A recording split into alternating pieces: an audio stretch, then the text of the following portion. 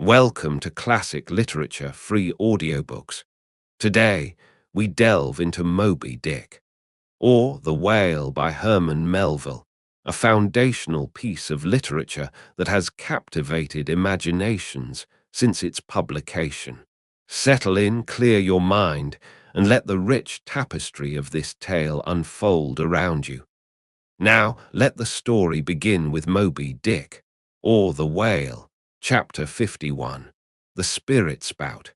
Days, weeks passed, and under easy sail, the ivory Pequod had slowly swept across 4 several cruising grounds, that off the Azores, off the Cape de Verds, on the Plate, so called, being off the mouth of the Rio de la Plata, and the Carol Ground, an unstaked, watery locality, southerly from St. Helena. It was while gliding through these latter waters that one serene and moonlight night, when all the waves rolled by like scrolls of silver, and by their soft, suffusing seethings made what seemed a silvery silence, not a solitude. On such a silent night, a silvery jet was seen far in advance of the white bubbles at the bow. Lit up by the moon, it looked celestial, seemed some plumed and glittering god uprising from the sea. Fedallah first descried this jet, for of these moonlight nights it was his wont to mount to the mainmast head and stand a lookout there, with the same precision as if it had been day. And yet, though herds of whales were seen by night, not one whaleman in 100 would venture a lowering for them. You may think with what emotions. Then the seamen beheld this old Oriental perched aloft at such unusual hours, his turban and the moon, companions in one sky.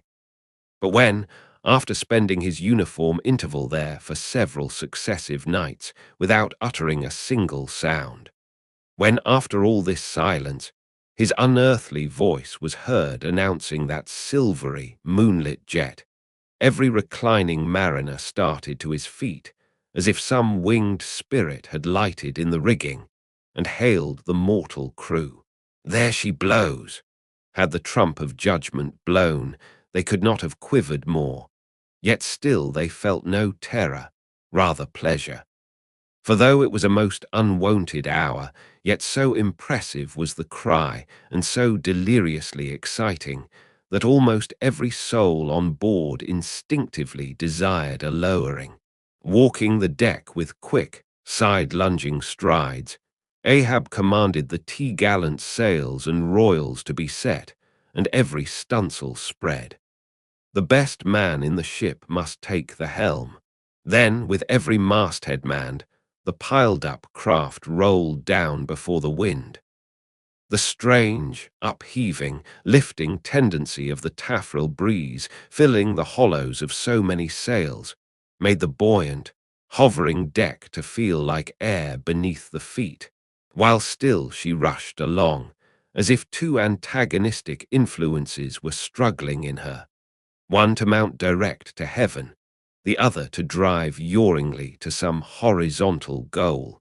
And had you watched Ahab's face that night, you would have thought that in him also 2 different things were warring.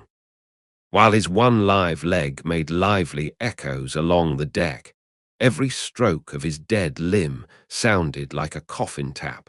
On life and death this old man walked.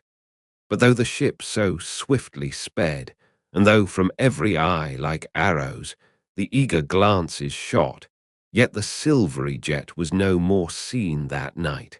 Every sailor swore he saw it once, but not a second time. This midnight spout had almost grown a forgotten thing when some days after, lo, at the same silent hour, it was again announced. Again it was descried by all, but upon making sail to overtake it, once more it disappeared as if it had never been.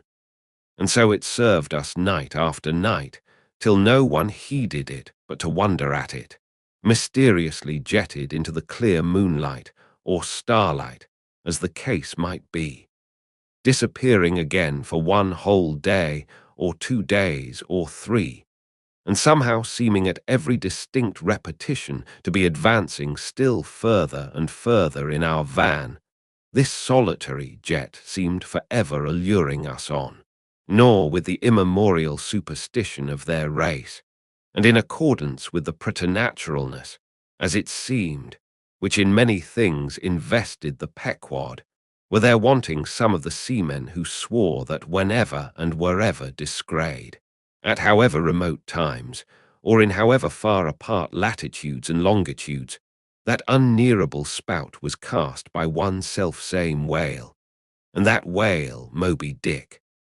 For a time there reigned, too, a sense of peculiar dread at this flitting apparition, as if it were treacherously beckoning us on, in order that the monster might turn round upon us, and rend us at last in the remotest and most savage seas. These temporary apprehensions, so vague but so awful, derived a wondrous potency from the contrasting serenity of the weather, in which, beneath all its blue blandness, some thought there lurked a devilish charm, as for days and days we voyaged along, through seas so wearily, lonesomely mild, that all space, in repugnance to our vengeful errand, seemed vacating itself of life before our urn-like prow. But at last, when turning to the eastward, the Cape winds began howling around us, and we rose and fell upon the long, troubled seas that are there, when the ivory-tusked Pequod sharply bowed to the blast, and gored the dark waves in her madness, till like showers of silver chips, the foam flakes flew over her bulwarks. Then all this desolate vacuity of life went away, but gave place to sights more dismal than before. Close to our bows, strange forms in the water darted hither and thither before us, while thick in our rear flew the inscrutable sea ravens. And every morning, perched on our stays, rows of these birds were seen, and spite of our hootings, for a long time obstinately clung to the hemp, as though they deemed our ship some drifting, uninhabited craft, a thing appointed to desolation, and therefore fit roosting place for their homeless selves. And heaved, still unrestingly heaved the black sea, as if its vast tides were a conscience, and the great mundane soul were in anguish and remorse for the long sin and suffering it had bred. Cape of Good Hope do they call ye, rather Cape Tormentosa, as called of yore, for long allured by the perfidious silences that before had attended us, we found ourselves launched into this tormented sea, where guilty beings transformed into those fowls and these fish seemed condemned to swim on everlastingly without any haven in store, or beat that black air without any horizon, but calm, snow-white, and unvarying, still directing its fountain of feathers to the sky, still beckoning us on from before. The solitary jet would at times be disgrayed. During all this blackness of the elements, Ahab, though assuming for the time the almost continual command of the drenched and dangerous deck, manifested the gloomiest reserve, and more seldom than ever addressed his mates. In tempestuous times like these, after everything above and aloft has been secured, nothing more can be done but passively to await the issue of the gale. Then captain and crew become practical fatalists. So, with his ivory leg inserted into its accustomed hole, and with one hand firmly grasping a shroud, Ahab for hours and hours would stand gazing dead to windward, while an occasional squall of sleet or snow would all but congeal his very eyelashes together. Meantime, the crew, driven from the forward part of the ship by the perilous seas that burstingly broke over its bows, stood in a line along the bulwarks in the waist, and the better to guard against the leaping waves, each man had slipped himself into a sort of bowline secured to the rail, in which he swung as in a loosened belt. Few or no words were spoken, and the silent ship, as if manned by painted sailors in wax, day after day tore on through all the swift madness and gladness of the demoniac waves. By night the same muteness of humanity before the shrieks of the ocean prevailed. Still in silence the men swung in the bowlines. Still wordless Ahab stood up to the blast. Even when wearied nature seemed demanding repose, he would not seek that repose in his hammock. Never could Starbuck forget the old man's aspect, when one night going down into the cabin to mark how the barometer stood, he saw him with closed eyes sitting straight in his floor-screwed chair. The rain and half-melted sleet of the storm from which he had some time before emerged, still slowly dripping from the unremoved hat and coat. On the table beside him lay unrolled one of those charts of tides and currents which have previously been spoken of. His lantern swung from his tightly clenched hand. Though the body was erect, the head was thrown back so that the closed eyes were pointed towards the needle of the telltale that swung from a beam in the ceiling. The cabin compass is called the telltale because without going to the compass at the helm, the captain, while below, can inform himself of the course of the ship. Terrible old man, thought Starbuck with a shudder, sleeping in this gale, still thou steadfastly eyest thy purpose. Next chapter, chapter 52. The Albatross. Southeastward from the Cape, off the distant Crozets, a good cruising ground for right whalemen, a sail loomed ahead, the Gonny Albatross by name. As she slowly drew nigh, from my lofty perch at the foremast head, I had a good view of that sight so remarkable to a tyro in the far ocean fisheries, a whaler at sea, and long absent from home. As if the waves had been fullers, this craft was bleached like the skeleton of a stranded walrus. All down her sides, this spectral appearance was traced with long channels of reddened rust, while all her spars and her rigging were like the thick branches of trees furred over with hoarfrost. Only her lower sails were set. A wild sight it was to see her long-bearded lookouts at those three mastheads. They seemed clad in the skins of beasts, so torn and bepatched the raiment that had survived nearly 4 years of cruising. Standing in iron hoops nailed to the mast, they swayed and swung over a fathomless sea. And though, when the ship slowly glided close under our stern, we 6 men in the air came so nigh to each other that we might almost have leaped from the mastheads of one ship to those of the other. Yet those forlorn-looking fishermen, mildly eyeing us as they passed, said not one word to our own lookouts, while the quarterdeck hail was being heard from below. "Ship ahoy! Have ye seen the white whale?"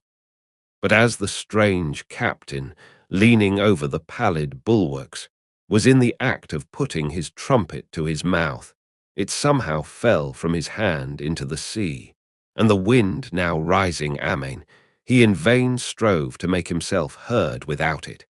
Meantime his ship was still increasing the distance between, while in various silent ways the seamen of the Pequod were evincing their observance of this ominous incident at the first mere mention of the white whale's name to another ship. Ahab for a moment paused.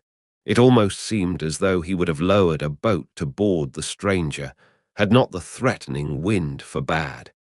But taking advantage of his windward position, he again seized his trumpet, and knowing by her aspect that the stranger vessel was a Nantucketer and shortly bound home, he loudly hailed, "Ahoy there! This is the Pequod, bound round the world. Tell them to address all future letters to the Pacific Ocean, and this time 3 years, if I am not at home, tell them to address them to At that moment the two wakes were fairly crossed, and instantly, then, in accordance with their singular ways, shoals of small harmless fish, that for some days before had been placidly swimming by our side, darted away with what seemed shuddering fins, and ranged themselves fore and aft with the stranger's flanks. Though in the course of his continual voyagings Ahab must often before have noticed a similar sight, yet to any monomaniac man the various trifles capriciously carry meanings. "Swim away from me, do ye," murmured Ahab, gazing over into the water. There seemed but little in the words, but the tone conveyed more of deep helpless sadness than the insane old man had ever before evinced. But turning to the steersman, who thus far had been holding the ship in the wind to diminish her headway, he cried out in his old lion voice, "Up helm! Keep her off round the world, round the world." There is much in that sound to inspire proud feelings, but whereto does all that circumnavigation conduct? Only through numberless perils to the very point whence we started, where those that we left behind secure were all the time before us. Were this world an endless plain, and by sailing eastward we could forever reach new distances, and discover sights more sweet and strange than any Cyclades or islands of King Solomon, then there were promise in the voyage.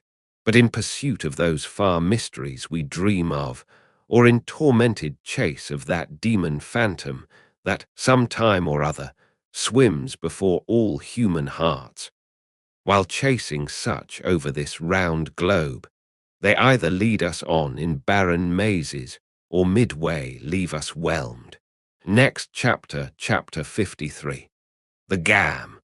The ostensible reason why Ahab did not go on board of the whaler we had spoken was this: the wind and sea betokened storms.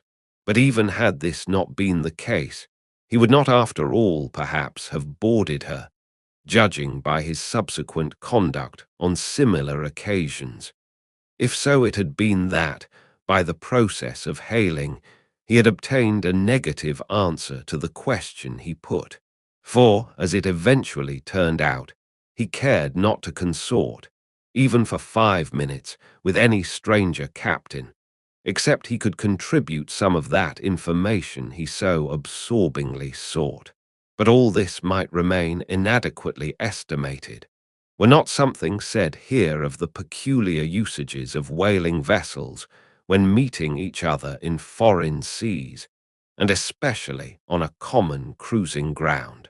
If two strangers crossing the Pine Barrens in New York State, or the equally desolate Salisbury Plain in England, if casually encountering each other in such inhospitable wilds, these twain, for the life of them, cannot well avoid a mutual salutation, and stopping for a moment to interchange the news, and perhaps sitting down for a while and resting in concert. Then, how much more natural that upon the illimitable Pine Barrens and Salisbury Plains of the sea, two whaling vessels disgraying each other at the ends of the earth, off lone Fanning's Island or the far-away King's Mills. How much more natural, I say, that under such circumstances these ships should not only interchange hails, but come into still closer, more friendly and sociable contact. And especially would this seem to be a matter of course in the case of vessels owned in one seaport, and whose captains, officers, and not a few of the men are personally known to each other, and consequently have all sorts of dear domestic things to talk about. For the long-absent ship, the outward bounder, perhaps, has letters on board. At any rate, she will be sure to let her have some papers of a date a year or two later than the last one on her blurred and thumb-worn files. And in return for that courtesy, the outward-bound ship would receive the latest whaling intelligence from the cruising ground to which she may be destined. a thing of the utmost importance to her. And in degree, all this will hold true concerning whaling vessels crossing each other's track on the cruising ground itself, even though they are equally long absent from home. For one of them may have received a transfer of letters from some third, and now far remote vessel, and some of those letters may be for the people of the ship she now meets. Besides, they would exchange the whaling news and have an agreeable chat. For not only would they meet with all the sympathies of sailors, but likewise with all the peculiar congenialities arising from a common pursuit and mutually shared privations and perils. Nor would difference of country make any very essential difference. That is, so long as both parties speak one language, as is the case with Americans and English. Though, to be sure, from the small number of English whalers, such meetings do not very often occur, and when they do occur, there is too apt to be a sort of shyness between them. For your Englishman is rather reserved, and your Yankee, he does not fancy that sort of thing in anybody but himself. Besides, the English whalers sometimes affect a kind of metropolitan superiority over the American whalers, regarding the long, lean Nantucketer with his nondescript provincialisms as a sort of sea peasant. But where this superiority in the English whalemen does really consist, it would be hard to say, seeing that the Yankees in one day, collectively, kill more whales than all the English, collectively, in 10 years. But this is a harmless little foible in the English whale hunters, which the Nantucketer does not take much to heart, probably because he knows that he has a few foibles himself. So then, we see that of all ships separately sailing the sea, the whalers have most reason to be sociable, and they are so.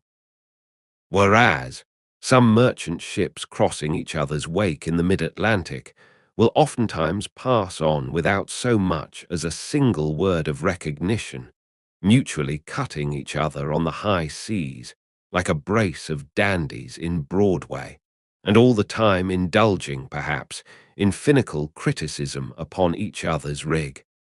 As for men of war, when they chance to meet at sea, they first go through such a string of silly bowings and scrapings, such a ducking of ensigns, that there does not seem to be much right-down hearty good, will and brotherly love about it at all. As touching slave ships meeting, why, they are in such a prodigious hurry, they run away from each other as soon as possible. And as for pirates, when they chance to cross each other's crossbones, the first hail is, "How many skulls?" the same way that whalers hail, "How many barrels?" And that question once answered, pirates straightway steer apart, for they are infernal villains on both sides, and don't like to see overmuch of each other's villainous likenesses, but look at the godly, honest, unostentatious, hospitable, sociable, free and easy whaler. What does the whaler do when she meets another whaler in any sort of decent weather? She has a gam, a thing so utterly unknown to all other ships that they never heard of the name even. And if by chance they should hear of it, they only grin at it and repeat gamesome stuff about spouters and blubber boilers, and such like pretty exclamations. Why it is that all merchant seamen, and also all pirates and man-of-war's men, and slave-ship sailors, cherish such a scornful feeling towards whale ships. This is a question it would be hard to answer, because, in the case of pirates, say, I should like to know whether that profession of theirs has any peculiar glory about it. It sometimes ends in uncommon elevation, indeed, but only at the gallows. And besides, when a man is elevated in that odd fashion, he has no proper foundation for his superior altitude. Hence, I conclude that in boasting himself to be high lifted above a whaleman, In that assertion, the pirate has no solid basis to stand on. But what is a gam? You might wear out your index finger running up and down the columns of dictionaries and never find the word. Dr. Johnson never attained to that erudition. Noah Webster's Ark does not hold it. Nevertheless, this same expressive word has now for many years been in constant use among some 15,000 true-born Yankees. Certainly, it needs a definition and should be incorporated into the lexicon. With that view, let me learnedly define it. Gam. Noun, a social meeting of two or more whale ships, generally on a cruising ground, when after exchanging hails, they exchange visits by boat's cruise, the two captains remaining, for the time, on board of one ship, and the two chief mates on the other. There is another little item about gamming which must not be forgotten here. All professions have their own little peculiarities of detail. So has the whale fishery. In a pirate, man-of-war or slave ship, when the captain is rowed anywhere in his boat, he always sits in the stern sheets on a comfortable, sometimes cushioned seat there, and often steers himself with a pretty little milliner's tiller decorated with gay cords and ribbons. But the whale boat has no seat astern, no sofa of that sort whatever, and no tiller at all.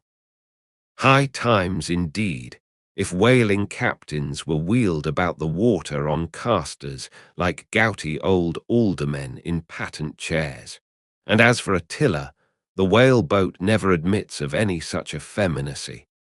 And therefore, as in gamming, a complete boat's crew must leave the ship, and hence as the boat steerer or harpooner is of the number, that subordinate is the steersman upon the occasion, and the captain, having no place to sit in, is pulled off to his visit, all standing like a pine tree.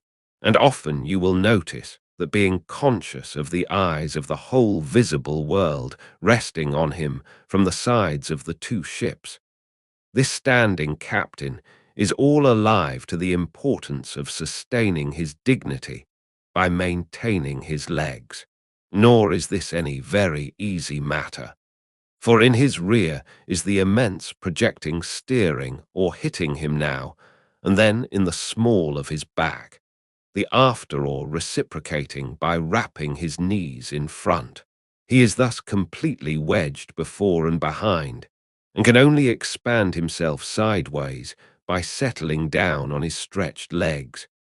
But a sudden, violent pitch of the boat will often go far to topple him, because length of foundation is nothing without corresponding breadth. Merely make a spread angle of two poles, and you cannot stand them up. Then, again, it would never do in plain sight of the world's riveted eyes. It would never do, I say, for this straddling captain to be seen steadying himself the slightest particle by catching hold of anything with his hands. Indeed, as token of his entire, buoyant self-command, he generally carries his hands in his trousers pockets. But perhaps being generally very large, heavy hands, he carries them there for ballast. Nevertheless, there have occurred instances, well authenticated ones too, where the captain has been known for an uncommonly critical moment or two, in a sudden squall, say, to seize hold of the nearest oarsman's hair, and hold on there like grim death. Next chapter, chapter 54, the town hose story, as told at the Golden Inn. The Cape of Good Hope, and all the watery region round about there, is much like some noted four corners of a great highway, where you meet more travellers than in any other part. It was not very long after speaking the Gonny that another homeward-bound whaleman, the town-ho, was encountered. She was manned almost wholly by Polynesians. In the short gam that ensued, she gave us strong news of Moby Dick. To some, the general interest in the white whale was now wildly heightened by a circumstance of the town-ho's story, which seemed obscurely to involve with the whale a certain wondrous, inverted visitation of one of those so-called judgments of God, which at times are said to overtake some men. This latter circumstance, with its own particular accompaniments, forming what may be called the secret part of the tragedy about to be narrated, never reached the ears of Captain Ahab or his mates, for that secret part of the story was unknown to the captain of the town-ho himself. It was the private property of 3 Confederate white seamen of that ship, one of whom, it seems, communicated it to Tashtego with Romish injunctions of secrecy. But the following night Tashtego rambled in his sleep and revealed so much of it in that way, that when he was wakened, he could not well withhold the rest. Nevertheless, so potent an influence did this thing have on those seamen in the Pequod who came to the full knowledge of it, and by such a strange delicacy, to call it so, were they governed in this matter, that they kept the secret among themselves, so that it never transpired abaft the Pequod's mainmast, interweaving in its proper place this darker thread with the story as publicly narrated on the ship. The whole of this strange affair I now proceed to put on lasting record. The ancient whale cry upon first sighting a whale from the masthead, still used by whalemen in hunting the famous Galapagos terrapin. For my humour's sake, I shall preserve the style in which I once narrated it at Lima, to a lounging circle of my Spanish friends, one Saint's Eve, smoking upon the thick-gilt tiled piazza of the Golden Inn. Of those fine cavaliers, the young Dons, Pedro and Sebastian, were on the closer terms with me, and hence the interluding questions they occasionally put, and which are duly answered at the time, some 2 years prior to my first learning the events which I am about rehearsing to you. Gentlemen, the town-ho, sperm whaler of Nantucket, was cruising in your Pacific here, not very many days' sail eastward from the eaves of this good Golden Inn. She was somewhere to the northward of the line. One morning, upon handling the pumps according to daily usage, it was observed that she made more water in her hold than common.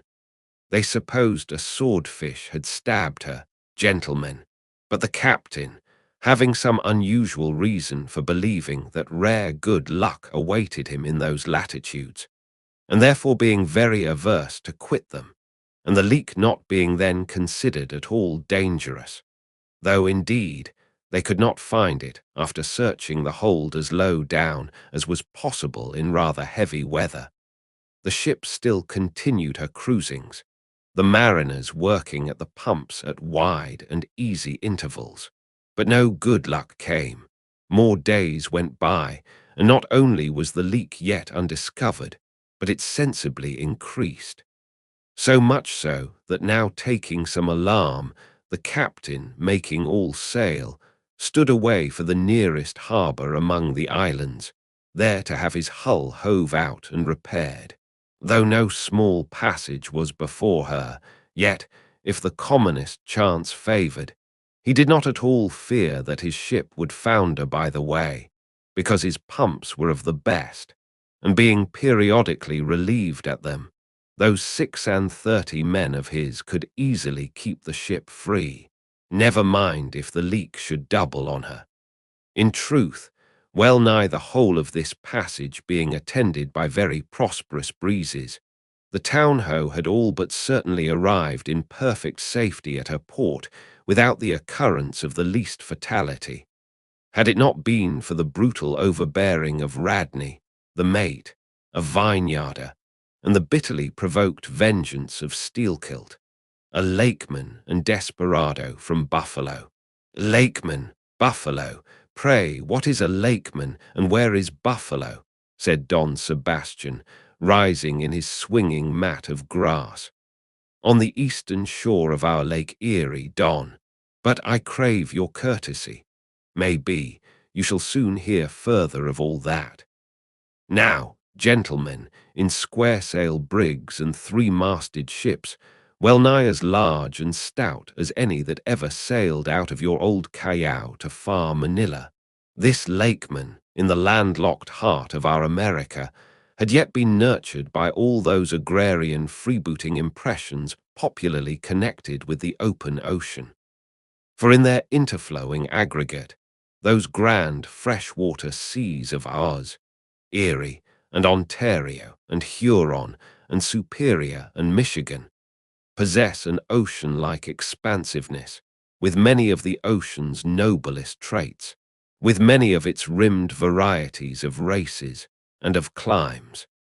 They contain round archipelagos of romantic isles, even as the Polynesian waters do, in large part are shored by two great contrasting nations, as the Atlantic is.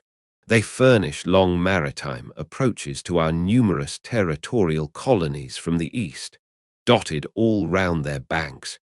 Here and there are frowned upon by batteries, and by the goat-like craggy guns of lofty Mackinaw. They have heard the fleet thunderings of naval victories. At intervals, they yield their beaches to wild barbarians, whose red-painted faces flash from out their peltry wigwams. For leagues and leagues are flanked by ancient and unentered forests, where the gaunt pines stand like serried lines of kings in Gothic genealogies. Those same woods harboring wild Afric beasts of prey and silken creatures whose exported furs give robes to Tartar emperors. They mirror the paved capitals of Buffalo and Cleveland, as well as Winnebago villages. They float alike the full-rigged merchant ship, the armed cruiser of the state, the steamer, and the beach canoe. They are swept by Borean and dismasting blasts as direful as any that lash the salted wave. They know what shipwrecks are, for out of sight of land, however inland, they have drowned full many a midnight ship with all its shrieking crew. Thus, gentlemen, though an inlander, Steelkilt was wild ocean born and wild ocean nurtured, as much of an audacious mariner as any. And for Radney, though in his infancy he may have laid him down on the lone Nantucket beach to nurse at his maternal sea, though in after life he had long followed our austere Atlantic and your contemplative Pacific, yet was he quite as vengeful and full of social quarrel as the backwoods seaman, fresh from the latitudes of buckhorn-handled bowie knives. Yet was this Nantucketer a man with some good-hearted traits, and this lakeman, a mariner, who though a sort of devil indeed, might yet by inflexible firmness, only tempered by that common decency of human recognition, which is the meanest slave's right. Thus treated, this Steelkilt had long been retained harmless and docile. At all events, he had proved so thus far. But Radney was doomed and made mad and Steelkilt. But gentlemen, you shall hear. It was not more than a day or two at the furthest, after pointing her prow for her island haven, that the town-hose leak seemed again increasing, but only so as to require an hour or more at the pumps every day. You must know that in a settled and civilized ocean like our Atlantic, for example, some skippers think little of pumping their whole way across it, though of a still, sleepy night, should the officer of the deck happen to forget his duty in that respect, the probability would be that he and his shipmates would never again remember it, on account of all hands gently subsiding to the bottom, nor in the solitary and savage seas far from you to the westward, gentlemen, is it altogether unusual for ships to keep clanging at their pump handles in full chorus, even for a voyage of considerable length. That is, if it lie along a tolerably accessible coast, or if any other reasonable retreat is afforded them. It is only when a leaky vessel is in some very out-of-the-way part of those waters, some really landless latitude, that her captain begins to feel a little anxious. Much this way had it been with the town-ho. So when her leak was found gaining once more, there was in truth some small concern manifested by several of her company, especially by Radney the mate. He commanded the upper sails to be well hoisted, sheeted home anew, and every way expanded to the breeze. Now this Radney, I suppose, was as little of a coward, and as little inclined to any sort of nervous apprehensiveness touching his own person as any fearless, unthinking creature on land or on sea that you can conveniently imagine, gentlemen. Therefore, when he betrayed this solicitude about the safety of the ship, some of the seamen declared that it was only on account of his being a part owner in her. So when they were working that evening at the pumps, there was on this head no small gamesomeness slyly going on among them, as they stood with their feet continually overflowed by the rippling clear water, clear as any mountain spring, gentlemen, that bubbling from the pumps ran across the deck and poured itself out in steady spouts at the lee scupper holes.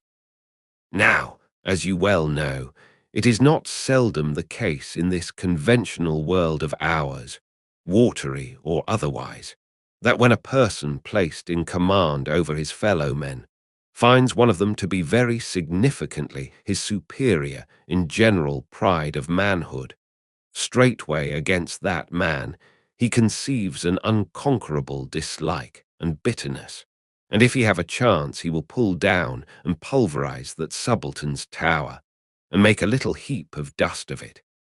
Be this conceit of mine as it may, gentlemen, at all events Steelkilt was a tall and noble animal with a head like a Roman, and a flowing golden beard like the tasselled housings of your last viceroy's snorting charger, and a brain and a heart and a soul in him, gentlemen, which had made Steelkilt Charlemagne had he been born son to Charlemagne's father. But Radney the mate was ugly as a mule, yet as hardy, as stubborn, as malicious. He did not love Steelkilt, and Steelkilt knew it. Espying the mate drawing near as he was toiling at the pump with the rest, the lakeman affected not to notice him, but unawed, went on with his gay banterings. Aye, aye, my merry lads, it's a lively leak this. Hold a cannikin, one of ye, and let's have a taste. By the Lord, it's worth bottling. I tell ye what, men, old Rad's investment must go for it. He had best cut away his part of the hull and tow it home. The fact is, boys, that swordfish only began the job. He's come back again with a gang of ship carpenters, sawfish and filefish, and what not, and the whole posse of 'em are now hard at work cutting and slashing at the bottom, making improvements, I suppose. If old Rad were here now, I'd tell him to jump overboard and scatter 'em. They're playing the devil with his estate, I can tell him. But he's a simple old soul, Rad, and a beauty too. Boys, they say the rest of his property is invested in looking-glasses. I wonder if he'd give a poor devil like me the model of his nose. Damn your eyes! What's that pump stopping for? Roared Radney, pretending not to have heard the sailors talk. Thunder away at it. Aye, aye, sir, said Steelkilt, merry as a cricket. Lively, boys, lively now. And with that the pump clanged like 50 fire engines. The men tossed their hats off to it, and ere long that peculiar gasping of the lungs was heard, which denotes the fullest tension of life's utmost energies. Quitting the pump at last, with the rest of his band, the lakeman went forward all panting, and sat himself down on the windlass, his face fiery red, his eyes bloodshot, and wiping the profuse sweat from his brow. Now what cozening fiend it was, gentlemen, that possessed Radney to meddle with such a man in that corporeally exasperated state, I know not, but so it happened. Intolerably striding along the deck, the mate commanded him to get a broom and sweep down the planks, and also a shovel, and remove some offensive matters consequent upon allowing a pig to run at large. Now, gentlemen, sweeping a ship's deck at sea is a piece of household work which in all times but raging gales is regularly attended to every evening. It has been known to be done in the case of ships actually foundering at the time. Such, gentlemen, is the inflexibility of sea usages and the instinctive love of neatness in seamen, some of whom would not willingly drown without first washing their faces. But in all vessels this broom business is the prescriptive province of the boys, if boys there be aboard. Besides, it was the stronger men in the town-ho that had been divided into gangs, taking turns at the pumps, and being the most athletic seaman of them all, Steelkilt had been regularly assigned captain of one of the gangs. Consequently, he should have been freed from any trivial business not connected with truly nautical duties, such being the case with his comrades. I mention all these particulars so that you may understand exactly how this affair stood between the two men. But there was more than this. The order about the shovel was almost as plainly meant to sting and insult Steelkilt as though Radney had spat in his face. Any man who has gone sailor in a whaleship will understand this, and all this, and doubtless much more, the lakeman fully comprehended when the mate uttered his command. But as he sat still for a moment, and as he steadfastly looked into the mate's malignant eye, and perceived the stacks of powder casks heaped up in him, and the slow match silently burning along towards them, as he instinctively saw all this, that strange forbearance and unwillingness to stir up the deeper passionateness in any already ireful being, a repugnance most felt, when felt at all, by really valiant men even when aggrieved. This nameless phantom feeling, gentlemen, stole over Steelkilt. Therefore, in his ordinary tone, only a little broken by the bodily exhaustion he was temporarily in, he answered him saying that sweeping the deck was not his business, and he would not do it. And then, without at all alluding to the shovel, he pointed to 3 lads as the customary sweepers, who, not being billeted at the pumps, had done little or nothing all day.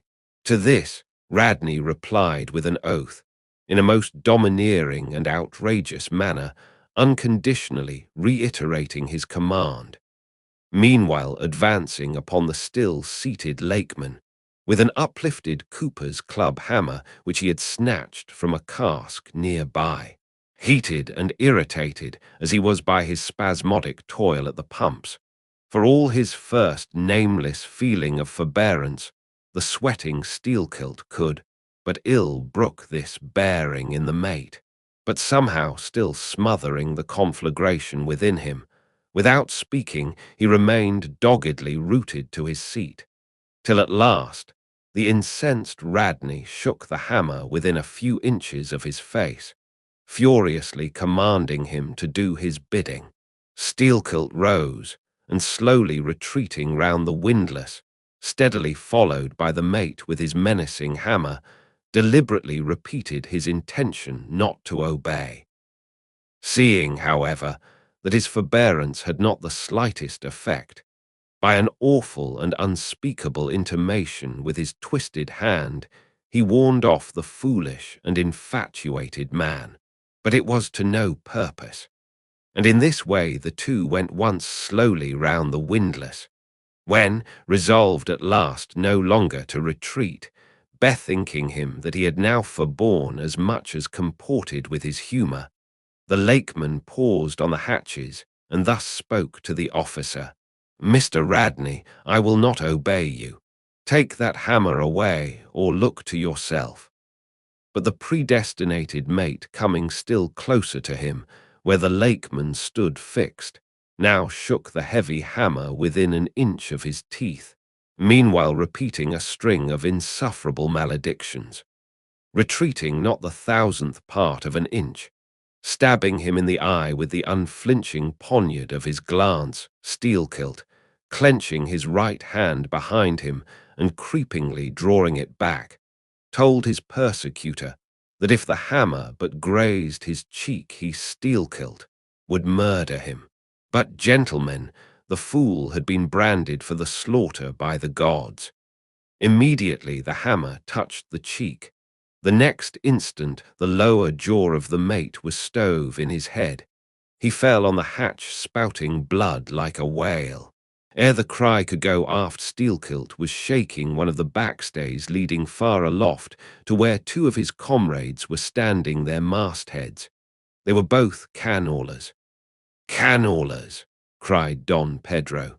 "We have seen many whale ships in our harbours, but never heard of your can-haulers. Pardon, who and what are they?" "Can-haulers, Don, are the boatmen belonging to our Grand Erie Canal. You must have heard of it."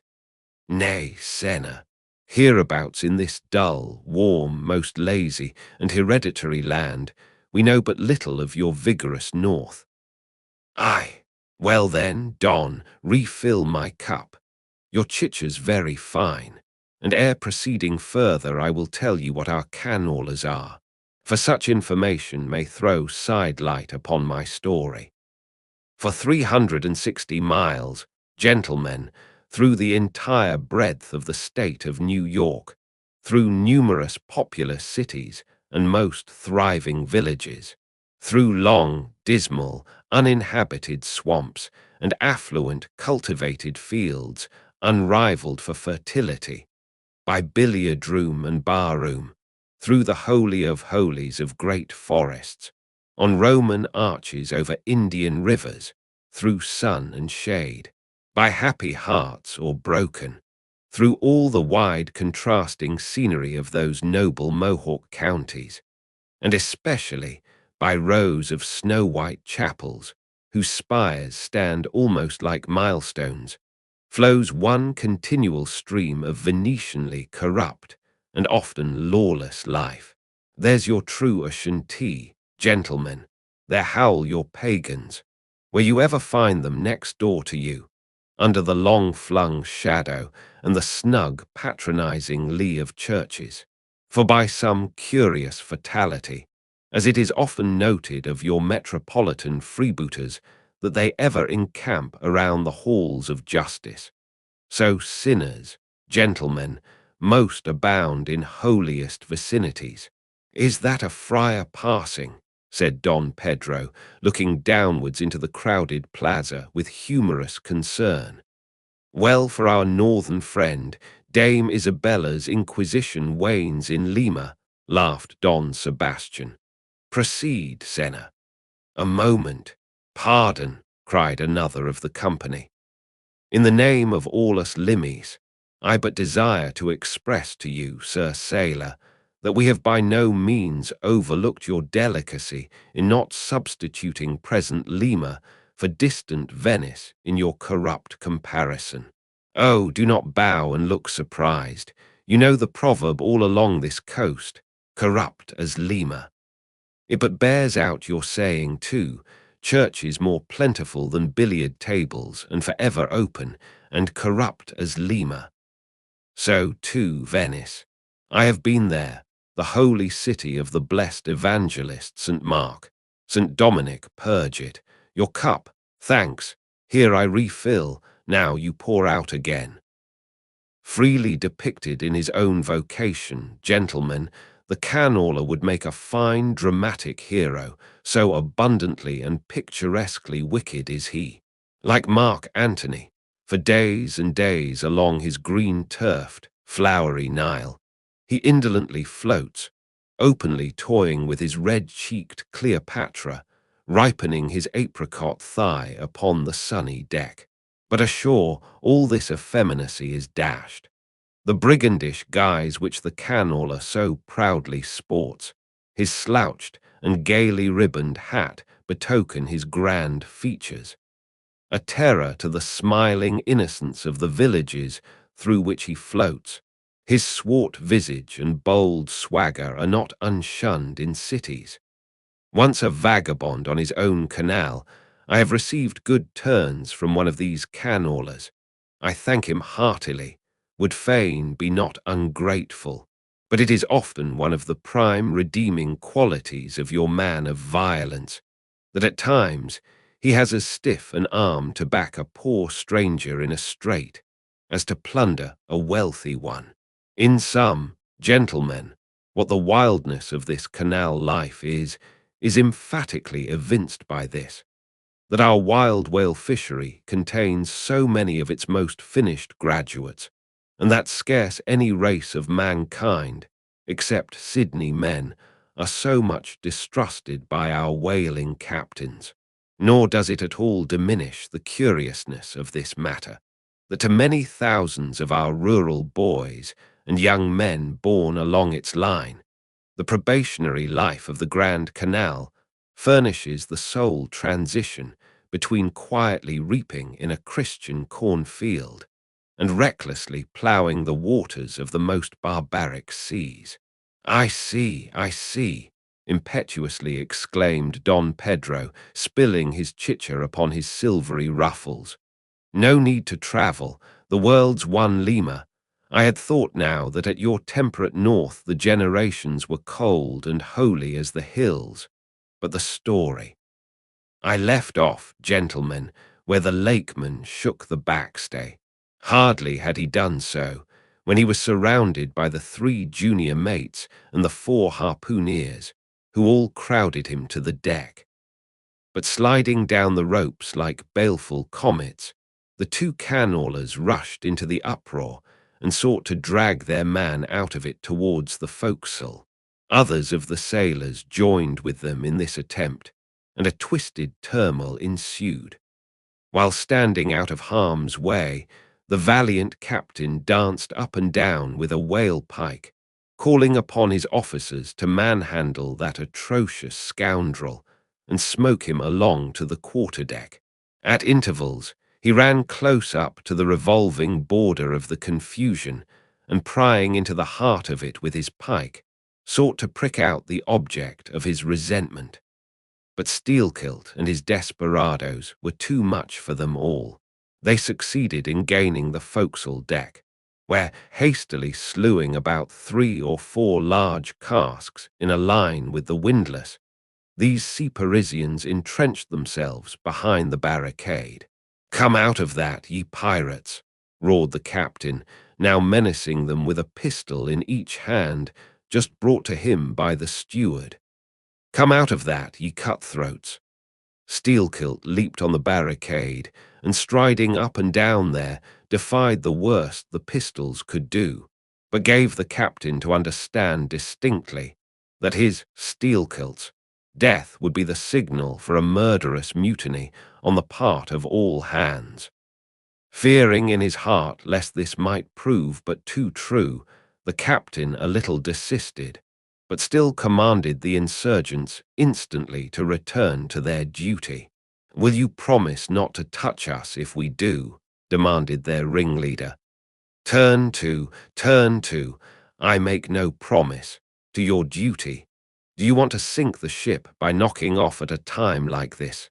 Turn to, and he once more raised a pistol. "Sink the ship," cried Steelkilt. "Aye, let her sink. Not a man of us turns to, unless you swear not to raise a rope yarn against us. What say ye, men?" turning to his comrades. A fierce cheer was their response. The lakeman now patrolled the barricade, all the while keeping his eye on the captain and jerking out such sentences as these. "It's not our fault. We didn't want it. I told him to take his hammer away. It was boy's business. He might have known me before this. I told him not to prick the buffalo. I believe I have broken a finger here against his cursed jaw. Ain't those mincing knives down in the forecastle there, men? Look to those handspikes, my hearties. Captain, by God, look to yourself. Say the word, don't be a fool, forget it all. We are ready to turn to. Treat us decently, and we're your men, but we won't be flogged. Turn to. I make no promises, turn to, I say. Look ye now, cried the lakeman, flinging out his arm towards him. There are a few of us here, and I am one of them who have shipped for the cruise, d'ye see. Now, as you well know, sir, we can claim our discharge as soon as the anchor is down, so we don't want a row, it's not our interest. We want to be peaceable. We are ready to work, but we won't be flogged. Turn to, roared the captain. Steelkilt glanced round him a moment, and then said, I tell you what it is now, captain, rather than kill ye, and be hung for such a shabby rascal. We won't lift a hand against ye unless ye attack us. But till you say the word about not flogging us, we don't do a hand's turn. Down into the forecastle then, down with ye. I'll keep ye there till ye are sick of it. Down ye go. Shall we? Cried the ringleader to his men. Most of them were against it. But at length, in obedience to Steelkilt, they preceded him down into their dark den, growlingly disappearing, like bears into a cave. As the lakeman's bare head was just level with the planks, the captain and his posse leaped the barricade, and rapidly drawing over the slide of the scuttle, planted their group of hands upon it, and loudly called for the steward to bring the heavy brass padlock belonging to the companionway. Then, opening the slide a little, the captain whispered something down the crack, closed it, and turned the key upon them, 10 in number, leaving on deck some 20 or more, who thus far had remained neutral. All night a wide-awake watch was kept by all the officers, forward and aft, especially about the forecastle scuttle and fore hatchway, at which last place it was feared the insurgents might emerge, after breaking through the bulkhead below. But the hours of darkness passed in peace. The men who still remained at their duty, toiling hard at the pumps, whose clinking and clanking at intervals through the dreary night dismally resounded through the ship. At sunrise the captain went forward and, knocking on the deck, summoned the prisoners to work, but with a yell they refused. Water was then lowered down to them, and a couple of handfuls of biscuit were tossed after it, when again turning the key upon them and pocketing it, the captain returned to the quarter-deck. Twice every day for 3 days this was repeated, but on the 4th morning a confused wrangling and then a scuffling was heard, as the customary summons was delivered, and suddenly 4 men burst up from the forecastle, saying they were ready to turn to. The fetid closeness of the air and a famishing diet, united perhaps to some fears of ultimate retribution, had constrained them to surrender at discretion. Emboldened by this, the captain reiterated his demand to the rest, but Steelkilt shouted up to him a terrific hint to stop his babbling and betake himself where he belonged. On the 5th morning, 3 others of the mutineers bolted up into the air from the desperate arms below that sought to restrain them. Only 3 were left. Better turn to now, said the captain with a heartless jeer. Shut us up again, will ye? Cried Steelkilt. Oh, certainly, said the captain, and the key clicked. It was at this point, gentlemen, that, enraged by the defection of 7 of his former associates, and strung by the mocking voice that had last hailed him, and maddened by his long entombment in a place as black as the bowels of despair, it was then that Steelkilt proposed to the 2 can-oilers, thus far apparently of one mind with him, to burst out of their hole at the next summoning of the garrison, and armed with their keen mincing knives, long, crescentic, heavy implements with a handle at each end. Run amuck from the bowsprit to the taffrail, and if by any devilishness of desperation possible, seize the ship. For himself, he would do this, he said, whether they joined him or not. That was the last night he should spend in that den. But the scheme met with no opposition on the part of the other two. They swore they were ready for that, or for any other mad thing, for anything in short but a surrender. And what was more, they each insisted upon being the first man on deck when the time to make the rush should come. But to this their leader as fiercely objected, reserving that priority for himself, particularly as his two comrades would not yield, the one to the other, in the matter, and both of them could not be first, for the ladder would but admit one man at a time. And here, gentlemen, the foul play of these miscreants must come out.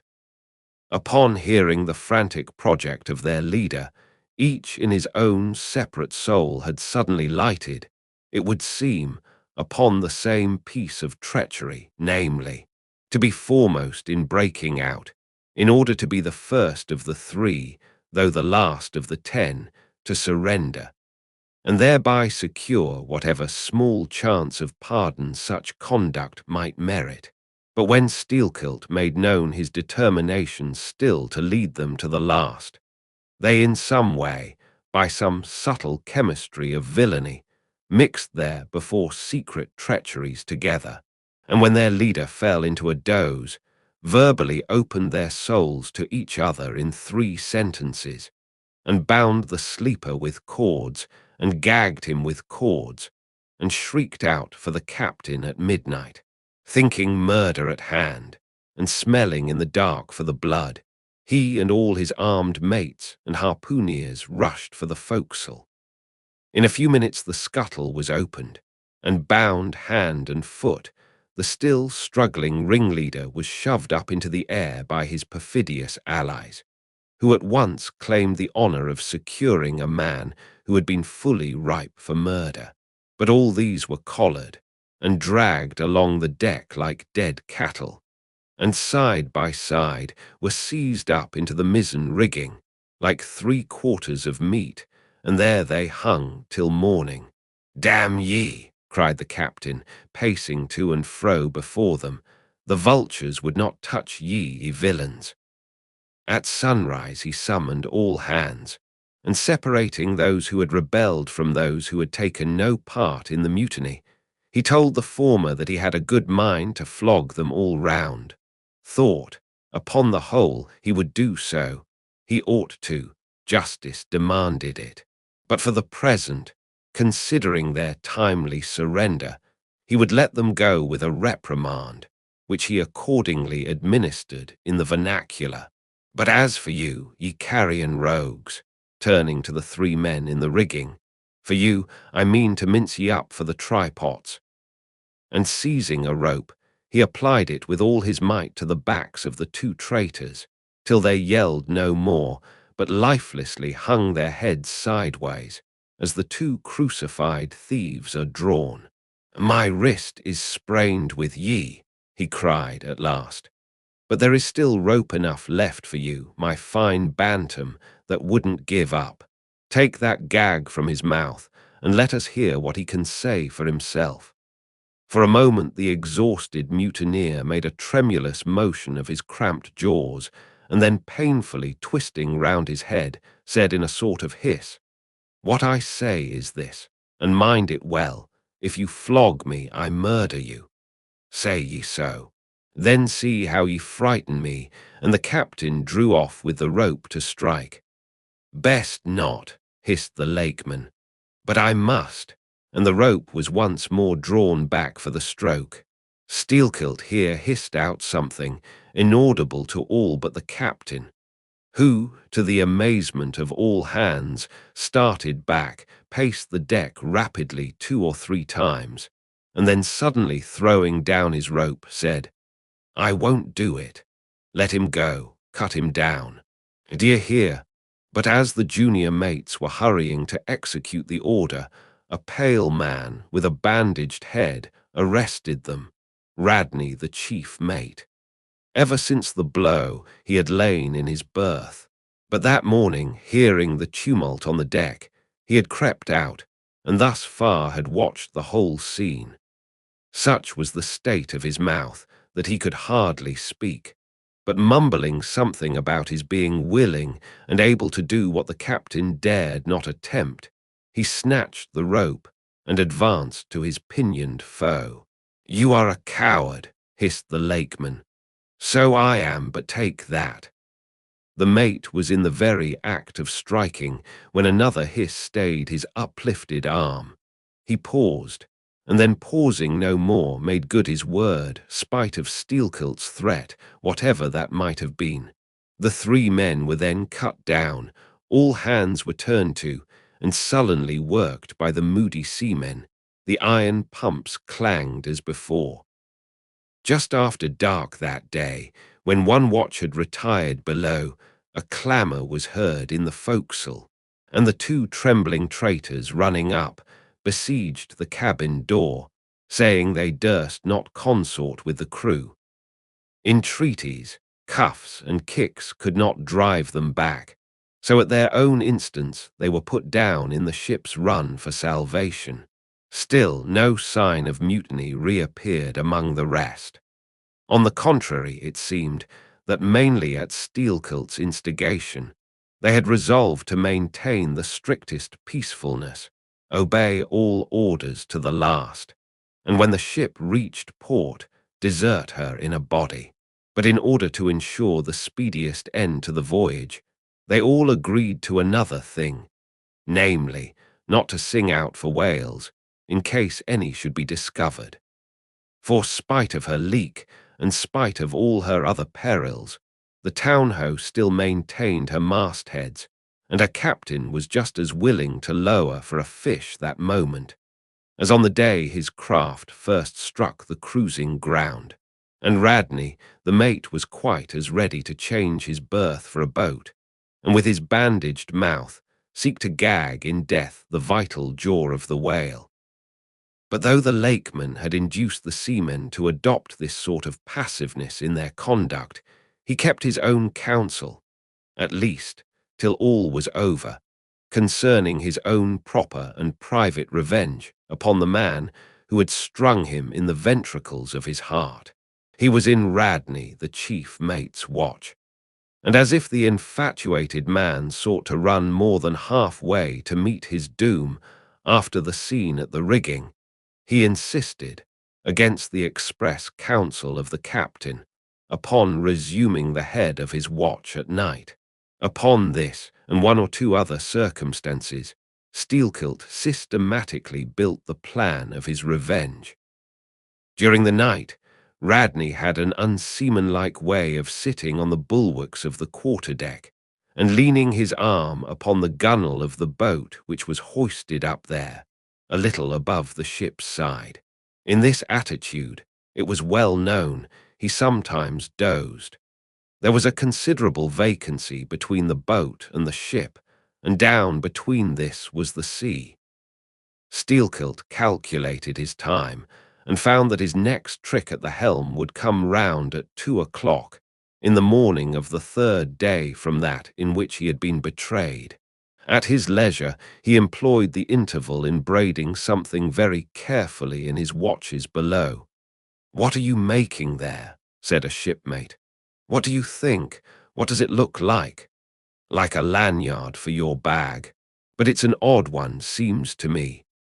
"Yes, rather oddish," said the lakeman, holding it at arm's length before him, "but I think it will answer. Shipmate, I haven't enough twine. Have you any?" But there was none in the forecastle. "Then I must get some from old Rad," and he rose to go aft. "You don't mean to go a-begging to him?" said a sailor. "Why not? Do you think he won't do me a turn when it's to help himself in the end, shipmate?" And going to the mate, he looked at him quietly and asked him for some twine to mend his hammock. It was given him. Neither twine nor lanyard were seen again.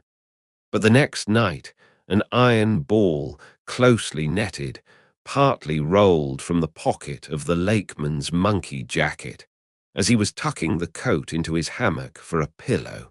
24 hours after, his trick at the silent helm, nigh to the man who was apt to doze over the grave, always ready dug to the seaman's hand. That fatal hour was then to come, and in the foreordaining soul of Steelkilt, the mate was already stark and stretched as a corpse, with his forehead crushed in. But, gentlemen, a fool saved the would-be murderer from the bloody deed he had planned. Yet complete revenge he had, and without being the avenger. For by a mysterious fatality, heaven itself seemed to step in to take out of his hands into its own the damning thing he would have done. It was just between daybreak and sunrise of the morning of the second day, when they were washing down the decks, that a stupid Tenerife man, drawing water in the main chains, all at once shouted out, "There she rolls! There she rolls! Jesu, what a whale! It was Moby Dick." "Moby Dick!" cried Don Sebastian. "St. Dominic, Sir Sailor, but do whales have christenings? Whom call you Moby Dick?" "A very white and famous and most deadly immortal monster, Don. But that would be too long a story." "How? How?" cried all the young Spaniards, crowding. "Nay, Dons, nay, nay, I cannot rehearse that now. Let me get more into the air, sirs." The chicha," cried Don Pedro. "Our vigorous friend looks faint. Fill up his empty glass." "No need, gentlemen. One moment, and I proceed. Now, gentlemen," so suddenly perceiving the snowy whale within 50 yards of the ship, forgetful of the compact among the crew, in the excitement of the moment, the Tenerife man had instinctively and involuntarily lifted his voice for the monster, though for some little time past it had been plainly beheld from the 3 sullen mastheads. All was now a frenzy. "The white whale! The white whale!"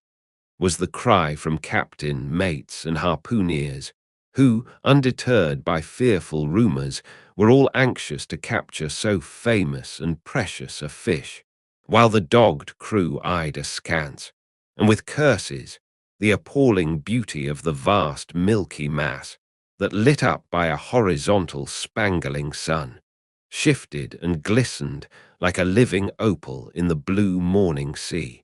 Gentlemen, a strange fatality pervades the whole career of these events, as if verily mapped out before the world itself was charted. The mutineer was the boatswain of the mate, and when fast to a fish, it was his duty to sit next him, while Radney stood up with his lance in the prow, and haul in or slacken the line at the word of command. Moreover, when the 4 boats were lowered, the mates got the start, and none howled more fiercely with delight than did Steelkilt as he strained at his oar. After a stiff pull, their harpooneer got fast, and spear in hand, Radney sprang to the bow. He was always a furious man, it seems, in a boat, and now his bandaged cry was to beach him on the whale's topmost back.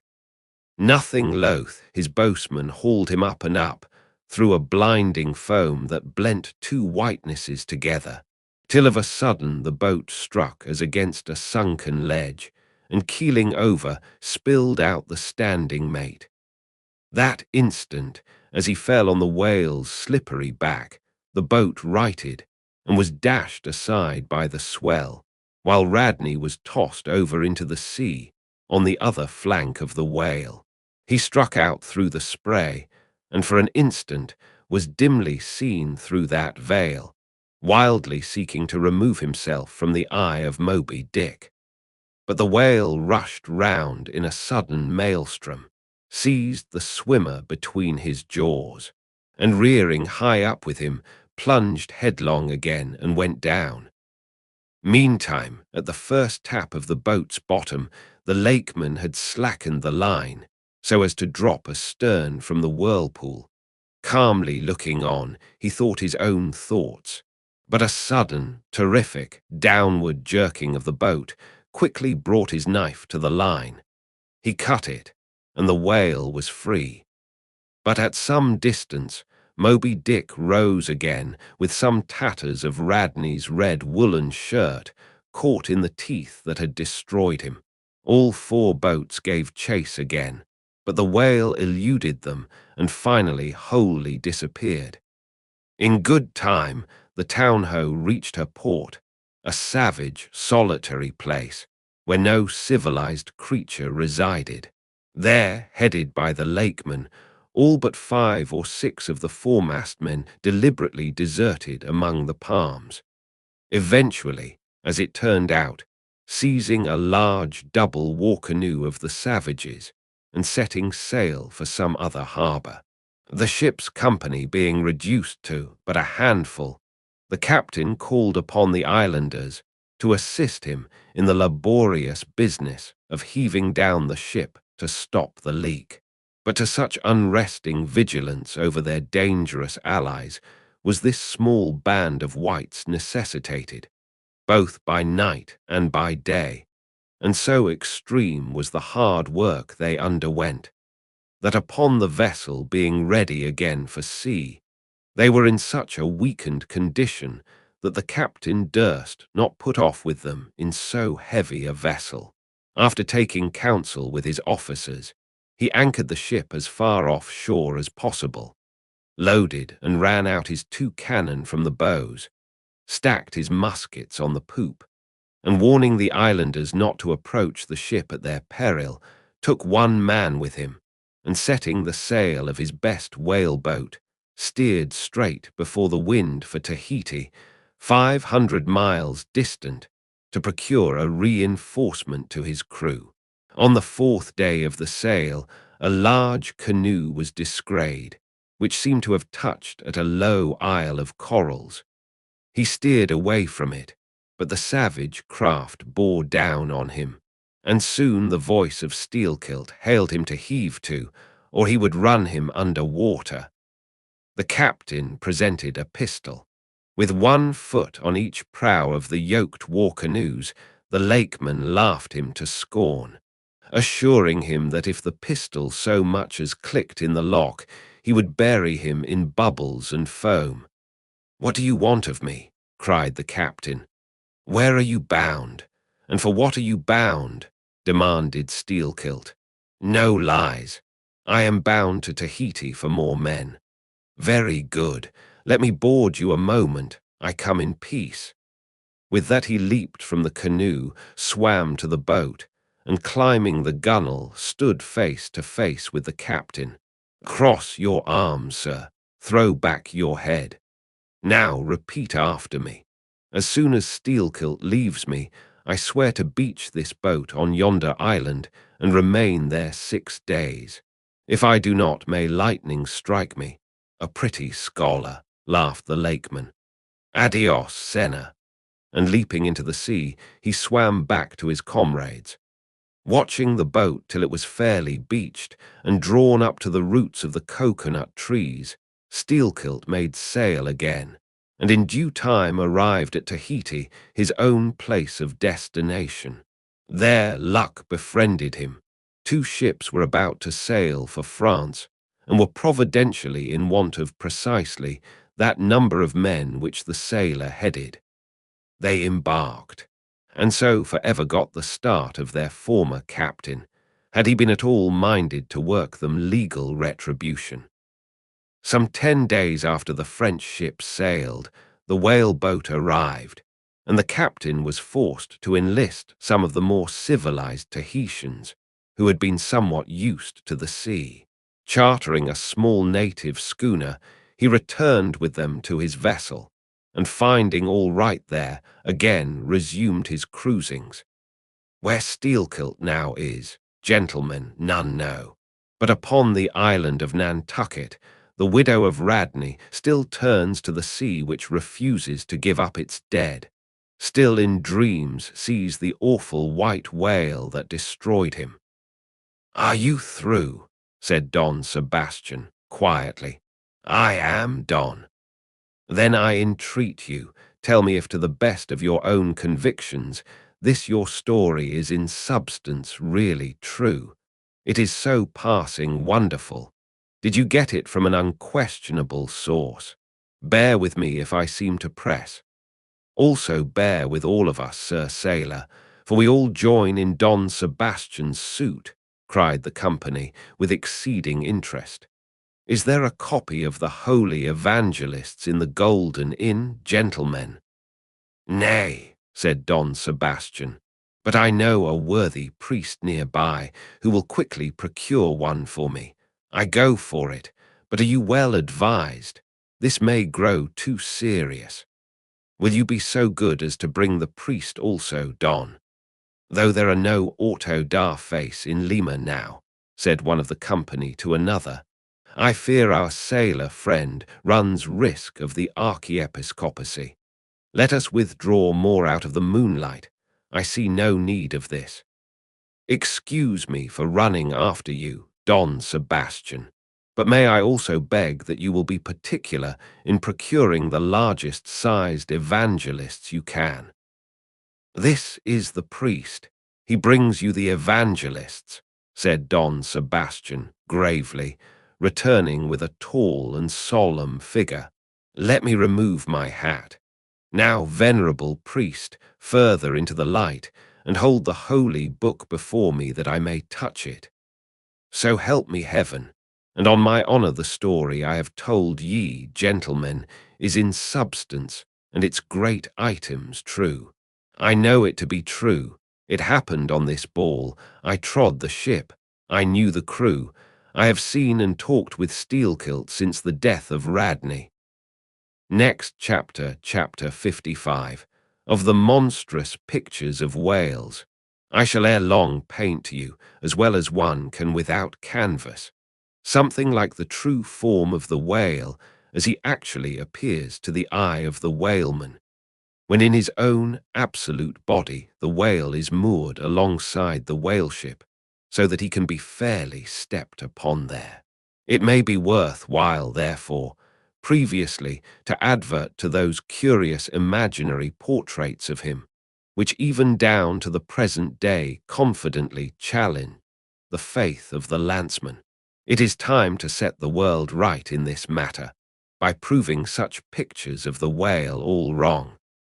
It may be that the primal source of all those pictorial delusions will be found among the oldest Hindu, Egyptian, and Grecian sculptures.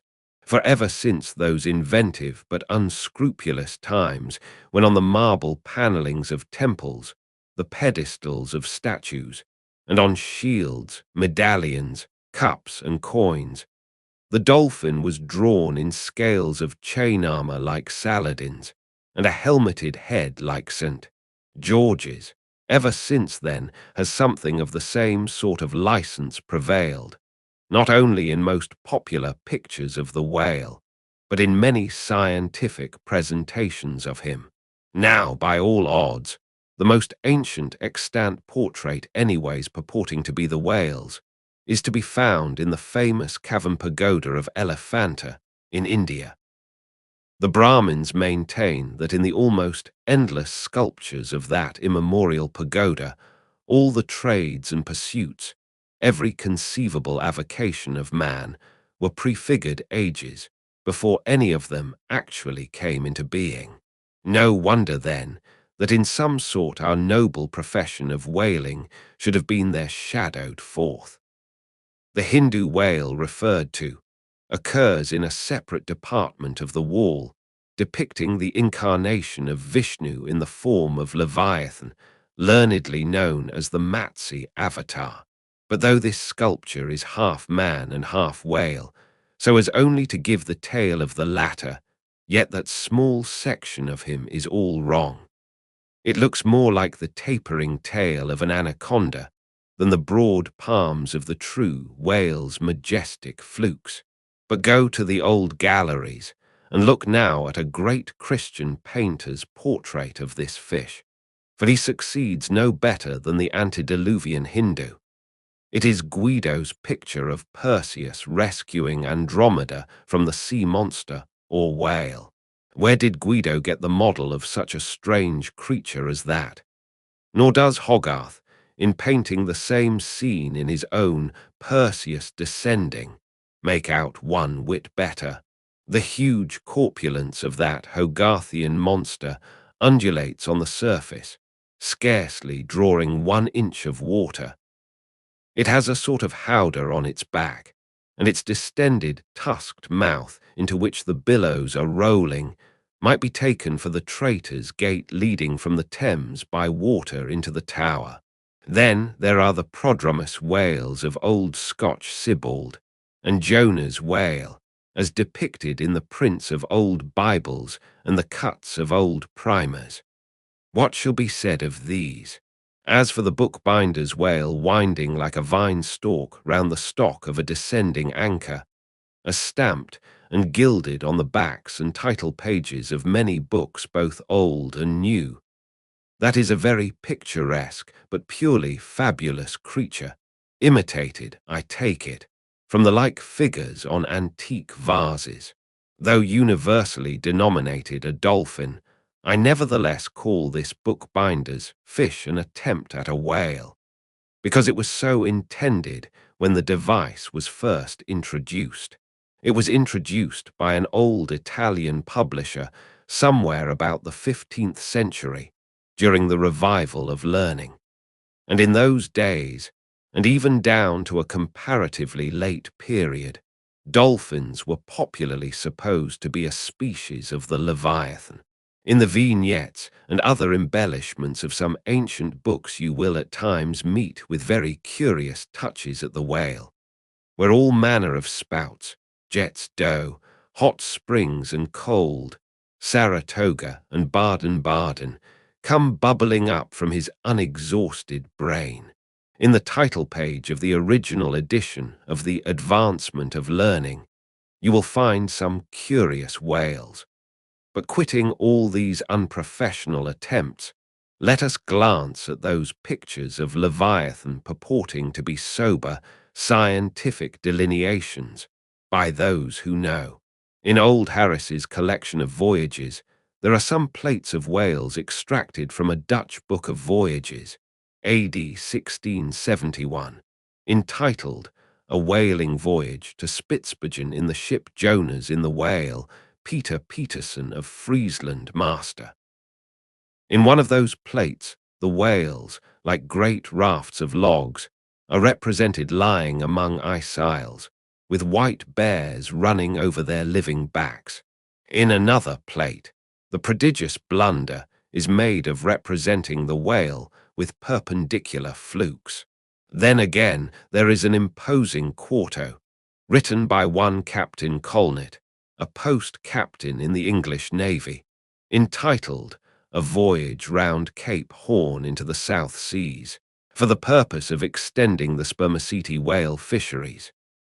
In this book is an outline purporting to be a picture of a physter or spermaceti whale, drawn by scale from one killed on the coast of Mexico, August 1793, and hoisted on deck.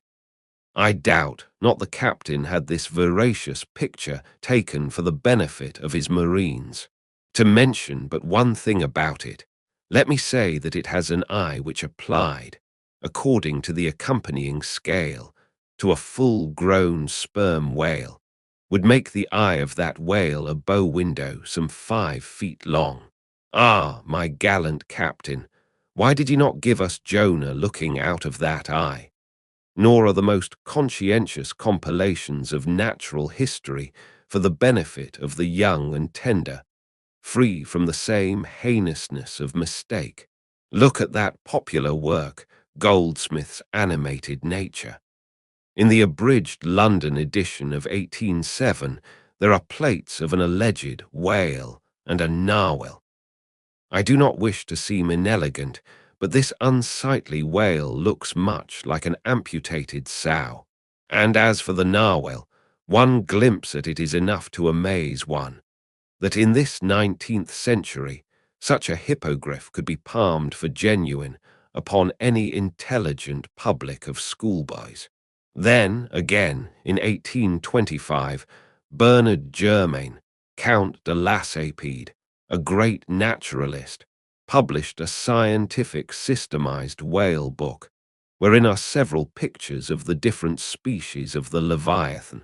All these are not only incorrect, but the picture of the Mysticetus or Greenland whale, that is to say, the right whale, even Scoresby, a long-experienced man as touching that species, declares not to have its counterpart in nature. But the placing of the cap sheaf to all this blundering business was reserved for the scientific Frederick Cuvier, brother to the famous Baron. In 1836, he published a natural history of whales, in which he gives what he calls a picture of the sperm whale. Before showing that picture to any Nantucketer, you had best provide for your summary retreat from Nantucket. In a word, Frederick Cuvier's sperm whale is not a sperm whale, but a squash. Of course, he never had the benefit of a whaling voyage. Such men seldom have. But whence he derived that picture, who can tell? Perhaps he got it as his scientific predecessor in the same field, Desmarest, got one of his authentic abortions. That is, from a Chinese drawing. And what sort of lively lads with the pencil those Chinese are, many queer cups and saucers inform us. As for the sign painters' whales seen in the streets hanging over the shops of all dealers, what shall be said of them? They are generally Richard III. Whales with dromedary humps and very savage, breakfasting on 3 or 4 sailor tarts, that is whaleboats full of mariners, their deformities floundering in seas of blood and blue paint. But these manifold mistakes in depicting the whale are not so very surprising after all. Consider, most of the scientific drawings have been taken from the stranded fish, and these are about as correct as a drawing of a wrecked ship with broken back would correctly represent the noble animal itself in all its undashed pride of hull and spars. Though elephants have stood for their full lengths, the living Leviathan has never yet fairly floated himself for his portrait. The living whale, in his full majesty and significance, is only to be seen at sea in unfathomable waters, and afloat the vast bulk of him is out of sight, like a launched line-of-battle ship. And out of that element, it is a thing eternally impossible for mortal man to hoist him bodily into the air, so as to preserve all his mighty swells and undulations, and not to speak of the highly presumable difference of contour between a young sucking whale and a full-grown Platonian leviathan. Yet, even in the case of one of those young sucking whales hoisted to a ship's deck, such is then the outlandish, eel-like, limbered, varying shape of him, that his precise expression the devil himself could not catch. But it may be fancied that from the naked skeleton of the stranded whale, accurate hints may be derived touching his true form. Not at all. For it is one of the more curious things about this Leviathan that his skeleton gives very little idea of his general shape, though Jeremy Bentham's skeleton, which hangs for candelabra in the library of one of his executors, correctly conveys the idea of a burly-browed utilitarian old gentleman, with all Jeremy's other leading personal characteristics. Yet nothing of this kind could be inferred from any Leviathan's articulated bones. In fact, as the great Hunter says, the mere skeleton of the whale bears the same relation to the fully invested and padded animal as the insect does to the chrysalis that so roundingly envelopes it. This peculiarity is strikingly evinced in the head, as in some part of this book will be incidentally shown. It is also very curiously displayed in the side fin, the bones of which almost exactly answer to the bones of the human hand, minus only the thumb. This fin has 4 regular bone fingers, the index, middle, ring, and little finger, but all these are permanently lodged in their fleshy covering, as the human fingers in an artificial covering. However recklessly the whale may sometimes serve us, said humorous Stubb one day, he can never be truly said to handle us without mittens. For all these reasons, then, any way you may look at it, you must needs conclude that the great Leviathan is that one creature in the world which must remain unpainted to the last. True, one portrait may hit the mark much nearer than another, but none can hit it with any very considerable degree of exactness. So there is no earthly way of finding out precisely what the whale really looks like, and the only mode in which you can derive even a tolerable idea of his living contour is by going a whaling yourself. But by so doing, you run no small risk of being eternally stove and sunk by him. Wherefore, it seems to me you had best not be too fastidious in your curiosity touching this Leviathan. Next chapter, chapter 56, of the less erroneous pictures of whales and the true pictures of whaling scenes.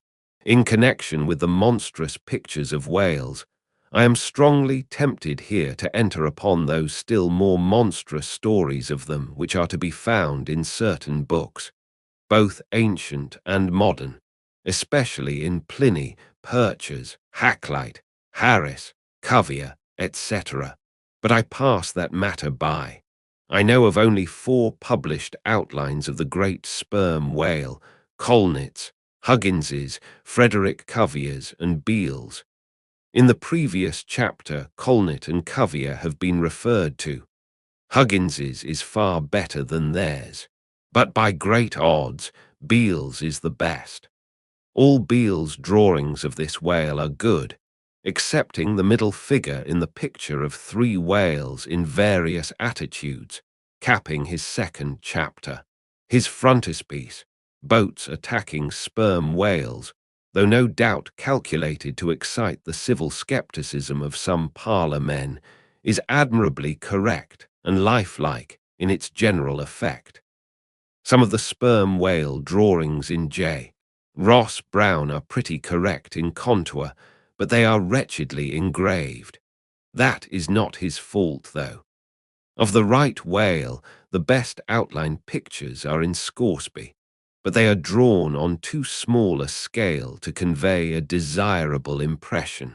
He has but one picture of whaling scenes, and this is a sad deficiency, because it is by such pictures only, when at all well done, that you can derive anything like a truthful idea of the living whale as seen by his living hunters, but taken for all in all by far the finest, though in some details not the most correct, presentations of whales and whaling scenes to be anywhere found are 2 large French engravings, well executed, and taken from paintings by one Garnery. Respectively, they represent attacks on the sperm and right whale. In the first engraving, a noble sperm whale is depicted in full majesty of might, just risen beneath the boat from the profundities of the ocean, and bearing high in the air upon his back the terrific wreck of the stoven planks. The prow of the boat is partially unbroken, and is drawn just balancing upon the monster's spine. And standing in that prow, for that one single incomputable flash of time, you behold an oarsman, half shrouded by the incensed boiling spout of the whale, and in the act of leaping, as if from a precipice. The action of the whole thing is wonderfully good and true. The half-emptied line-tub floats on the whitened sea. The wooden poles of the spilled harpoons obliquely bob in it. The heads of the swimming crew are scattered about the whale in contrasting expressions of affright, while in the black, stormy distance the ship is bearing down upon the scene. Serious fault might be found with the anatomical details of this whale, but let that pass, since, for the life of me, I could not draw so good a one.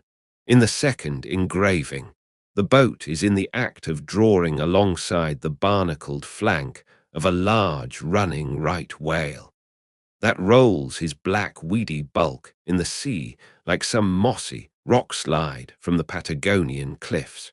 His jets are erect, full, and black like soot, so that from so abounding a smoke in the chimney, you would think there must be a brave supper cooking in the great bowels below. Sea fowls are pecking at the small crabs, shellfish, and other sea candies and macaroni, which the right whale sometimes carries on his pestilent back. And all the while, the thick-lipped leviathan is rushing through the deep, leaving tons of tumultuous white curds in his wake, and causing the slight boat to rock in the swells like a skiff caught nigh the paddle wheels of an ocean steamer.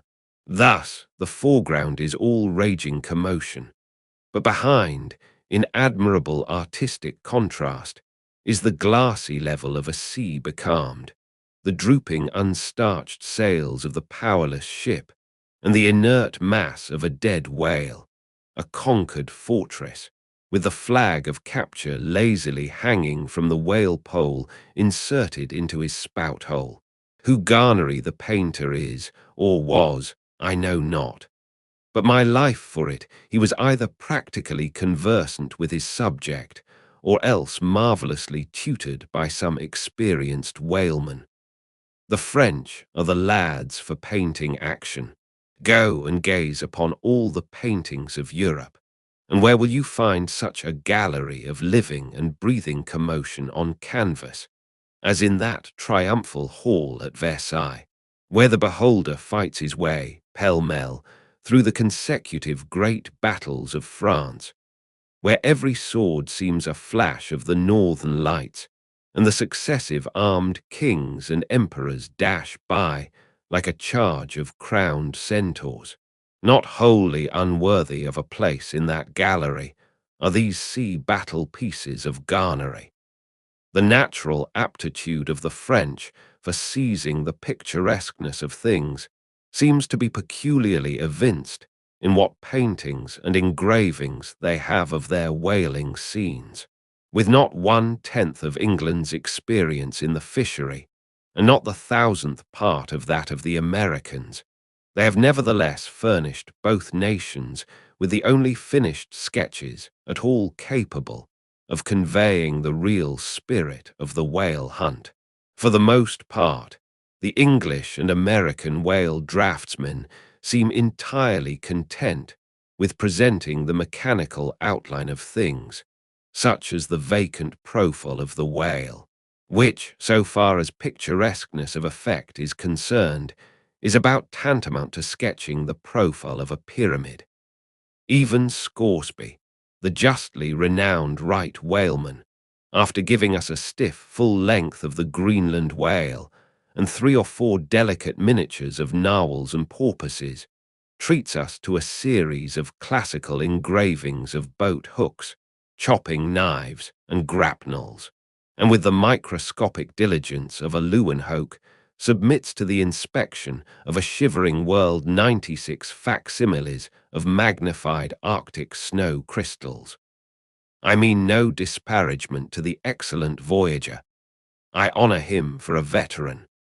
But in so important a matter, it was certainly an oversight not to have procured for every crystal a sworn affidavit taken before a Greenland justice of the peace.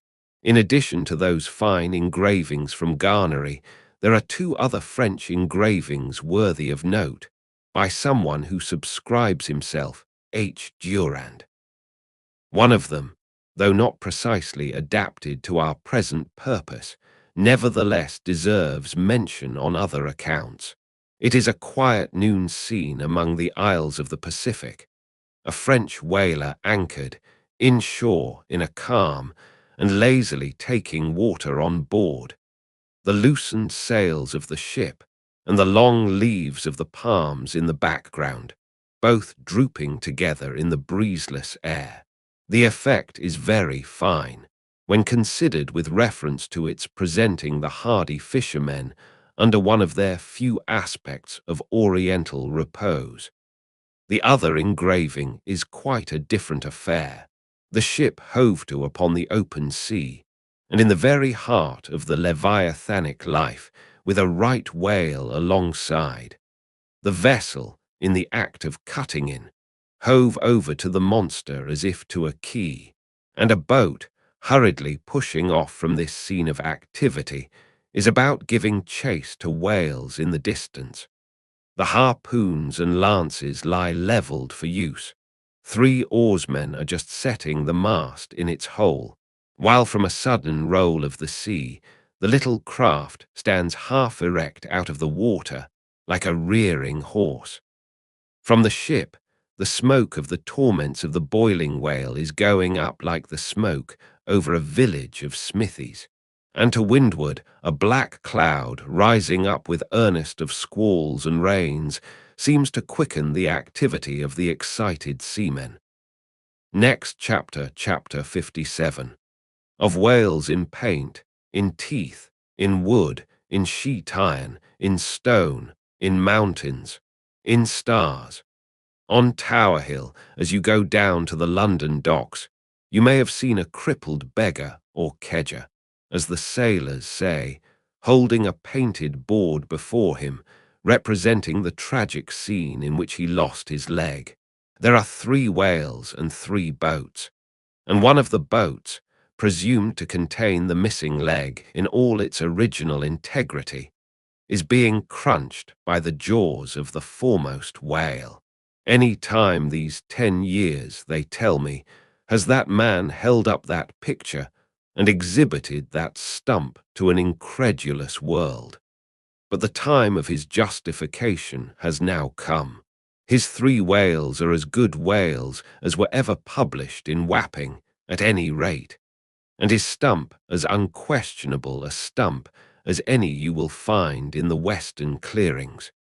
But though forever mounted on that stump, never a stump speech does the poor whaleman make, but with downcast eyes stands ruefully contemplating his own amputation.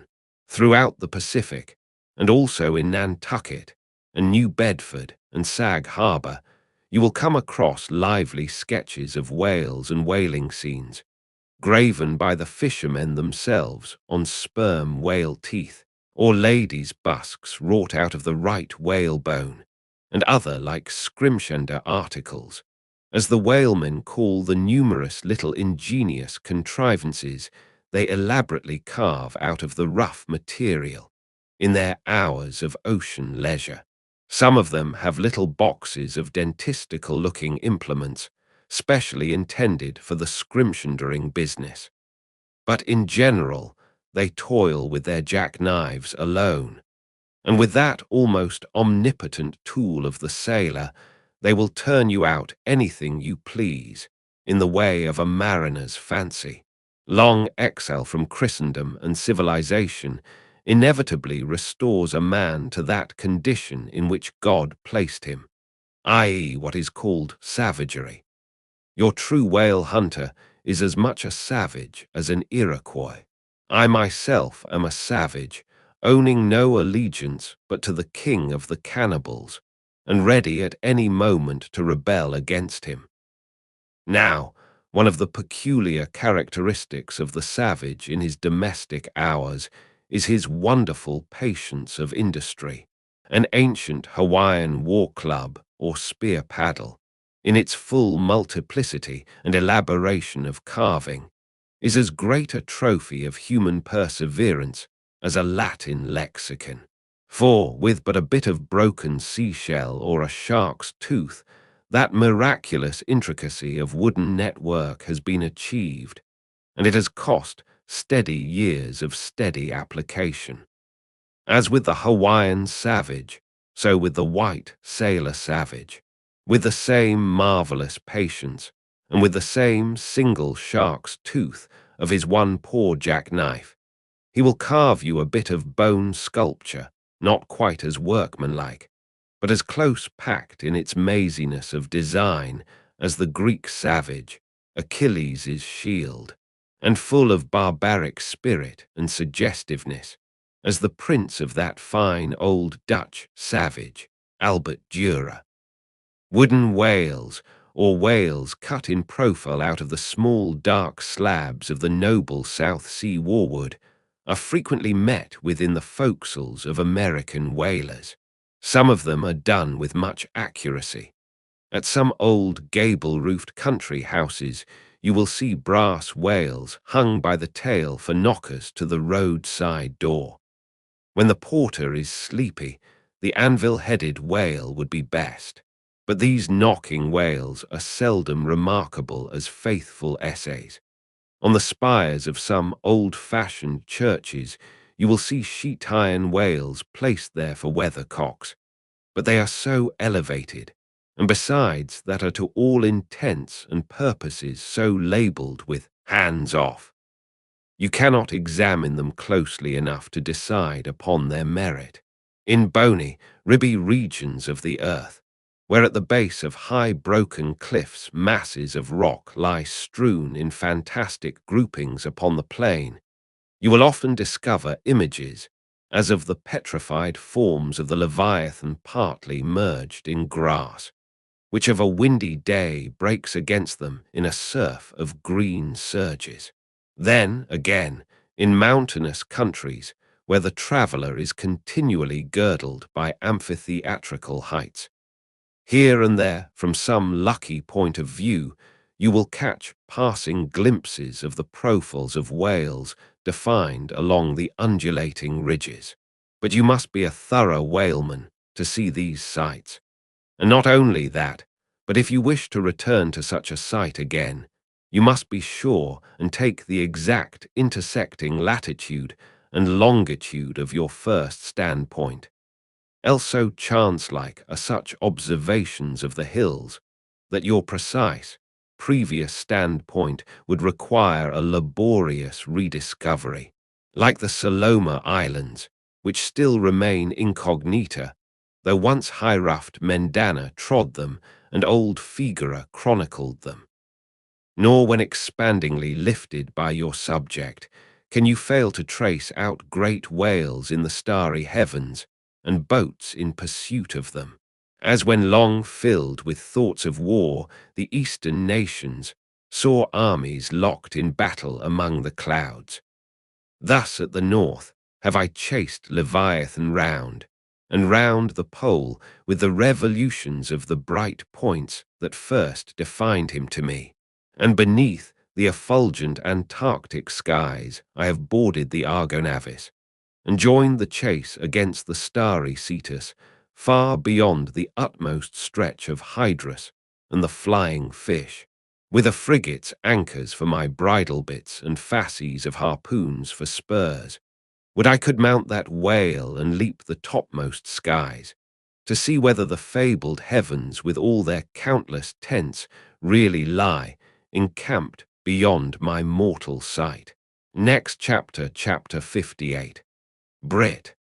Steering northeastward from the Crozets, we fell in with vast meadows of brit, the minute yellow substance, upon which the right whale largely feeds. For leagues and leagues it undulated round us, so that we seemed to be sailing through boundless fields of ripe and golden wheat. On the second day, numbers of right whales were seen, who, secure from the attack of a sperm whaler like the Pequod, with open jaws sluggishly swam through the brit, which, adhering to the fringing fibres of that wondrous Venetian blind in their mouths, was in that manner separated from the water that escaped at the lip, as morning mowers, who side by side slowly and seethingly advance their scythes through the long wet grass of marshy meads. Even so these monsters swam, making a strange, grassy, cutting sound, and leaving behind them endless swathes of blue upon the yellow sea. That part of the sea known among whalemen as the Brazil Banks does not bear that name as the banks of Newfoundland do, because of there being shallows and soundings there, but because of this remarkable meadow-like appearance, caused by the vast drifts of brit continually floating in those latitudes, where the right whale is often chased. But it was only the sound they made as they parted the brit which at all reminded one of mowers. Seen from the mastheads, especially when they paused and were stationary for a while, their vast black forms looked more like lifeless masses of rock than anything else. And as in the great hunting countries of India, the stranger at a distance will sometimes pass on the plains recumbent elephants without knowing them to be such, taking them for bare, blackened elevations of the soil. Even so, often with him, who for the first time beholds this species of the leviathans of the sea. And even when recognized at last, their immense magnitude renders it very hard really to believe that such bulky masses of overgrowth can possibly be instinct, in all parts, with the same sort of life that lives in a dog or a horse. Indeed, in other respects, you can hardly regard any creatures of the deep with the same feelings that you do those of the shore. For though some old naturalists have maintained that all creatures of the land are of their kind in the sea, and though taking a broad general view of the thing, this may very well be, yet coming to specialties, where, for example, does the ocean furnish any fish that in disposition answers to the sagacious kindness of the dog? The accursed shark alone can in any generic respect be said to bear comparative analogy to him. But though, to landsmen in general, the native inhabitants of the seas have ever been regarded with emotions unspeakably unsocial and repelling, though we know the sea to be an everlasting terra incognita, so that Columbus sailed over numberless unknown worlds to discover his one superficial western one. Though by vast odds, the most terrific of all mortal disasters have immemorially and indiscriminately befallen tens and hundreds of thousands of those who have gone upon the waters, though but a moment's consideration will teach that however baby man may brag of his science and skill, and however much, in a flattering future, that science and skill may augment, yet forever and forever, to the crack of doom, the sea will insult and murder him, and pulverize the stateliest, stiffest frigate he can make. Nevertheless, by the continual repetition of these very impressions, man has lost that sense of the full awfulness of the sea which aboriginally belongs to it. The first boat we read of floated on an ocean that with Portuguese vengeance had whelmed a whole world without leaving so much as a widow. That same ocean rolls now. That same ocean destroyed the wrecked ships of last year.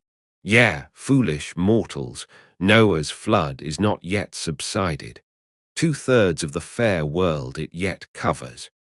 Wherein differ the sea and the land, that a miracle upon one is not a miracle upon the other. Preternatural terrors rested upon the Hebrews, when under the feet of Korah and his company the live ground opened and swallowed them up forever. Yet not a modern sun ever sets, but in precisely the same manner the live sea swallows up ships and crews. But not only is the sea such a foe to man who is an alien to it, but it is also a fiend to its own offspring, worse than the Persian host who murdered his own guests, sparing not the creatures which itself hath spawned. Like a savage tigress that tossing in the jungle overlays her own cubs, so the sea dashes even the mightiest whales against the rocks, and leaves them there side by side with the split wrecks of ships. No mercy, no power but its own controls it, panting and snorting like a mad battle steed that has lost its rider. the masterless ocean overruns the globe. Consider the subtleness of the sea, how its most dreaded creatures glide under water, unapparent for the most part, and treacherously hidden beneath the loveliest tints of azure. Consider also the devilish brilliance and beauty of many of its most remorseless tribes, as the dainty embellished shape of many species of sharks. Consider once more the universal cannibalism of the sea, all whose creatures prey upon each other, carrying on eternal war since the world began. Consider all this, and then turn to this green, gentle, and most docile earth. Consider them both, the sea and the land, and do you not find a strange analogy to something in yourself?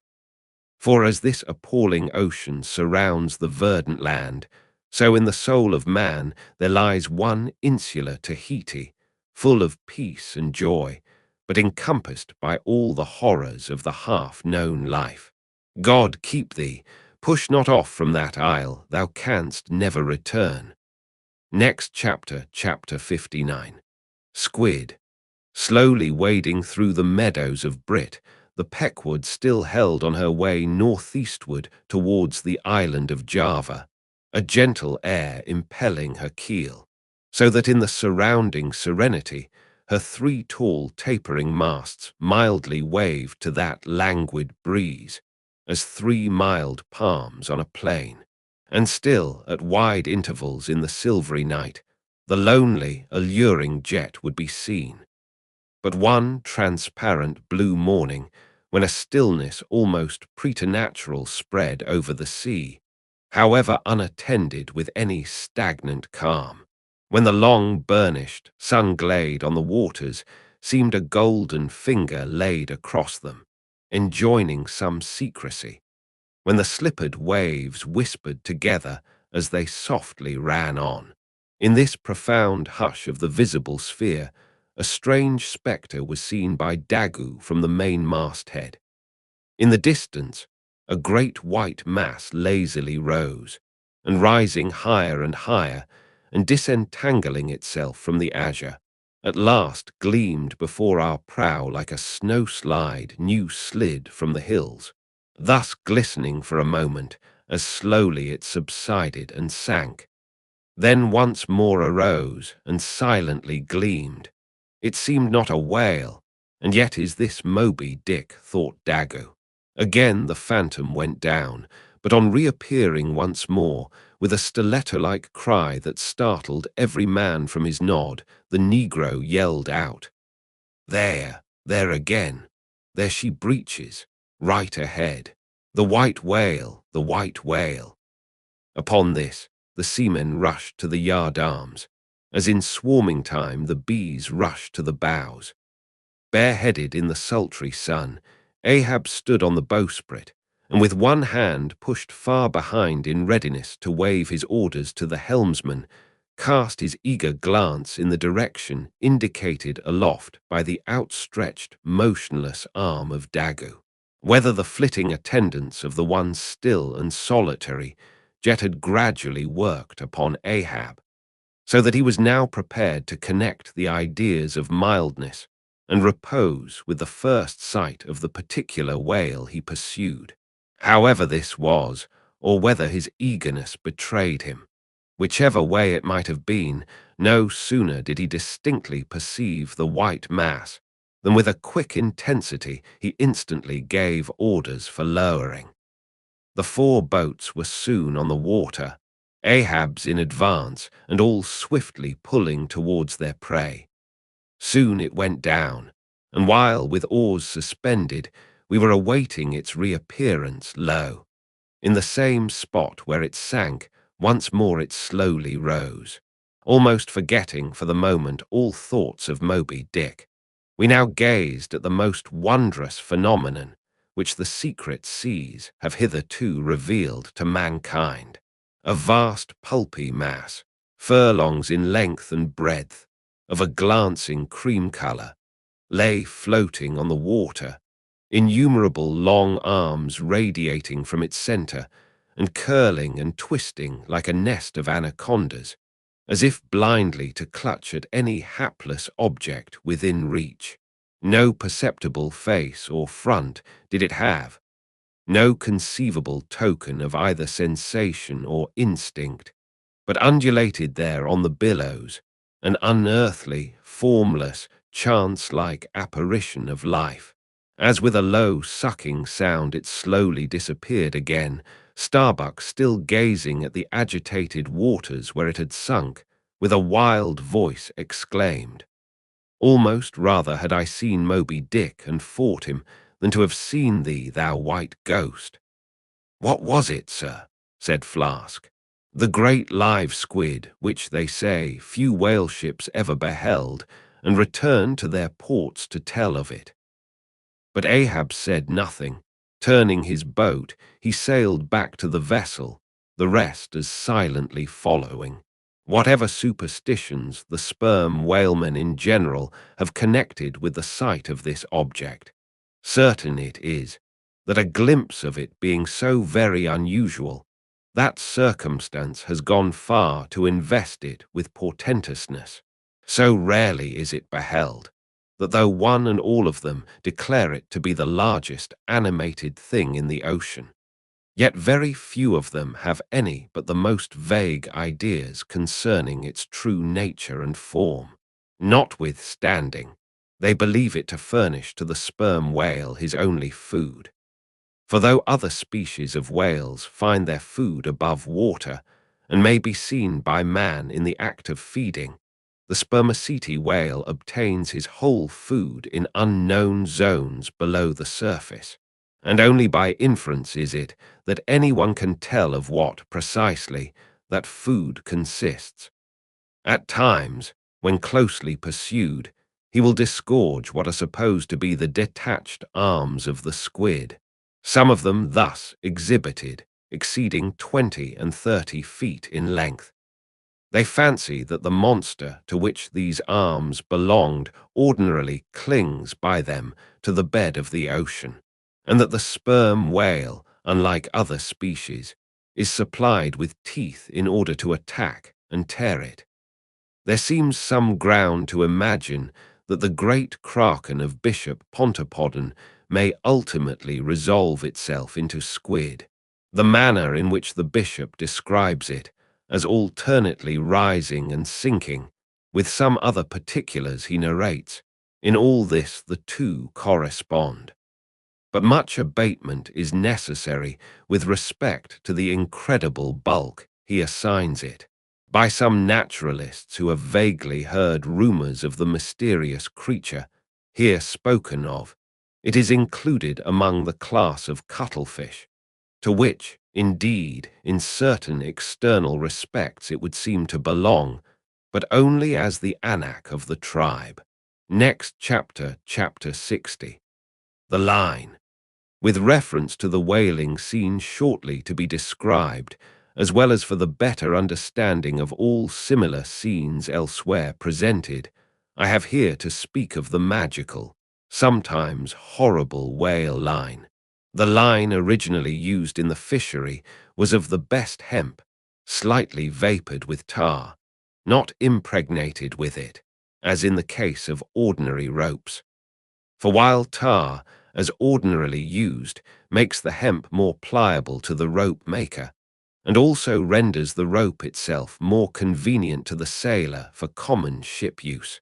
Yet, not only would the ordinary quantity too much stiffen the whale line for the close coiling to which it must be subjected, but as most seamen are beginning to learn, tar in general by no means adds to the rope's durability or strength, however much it may give it compactness and gloss.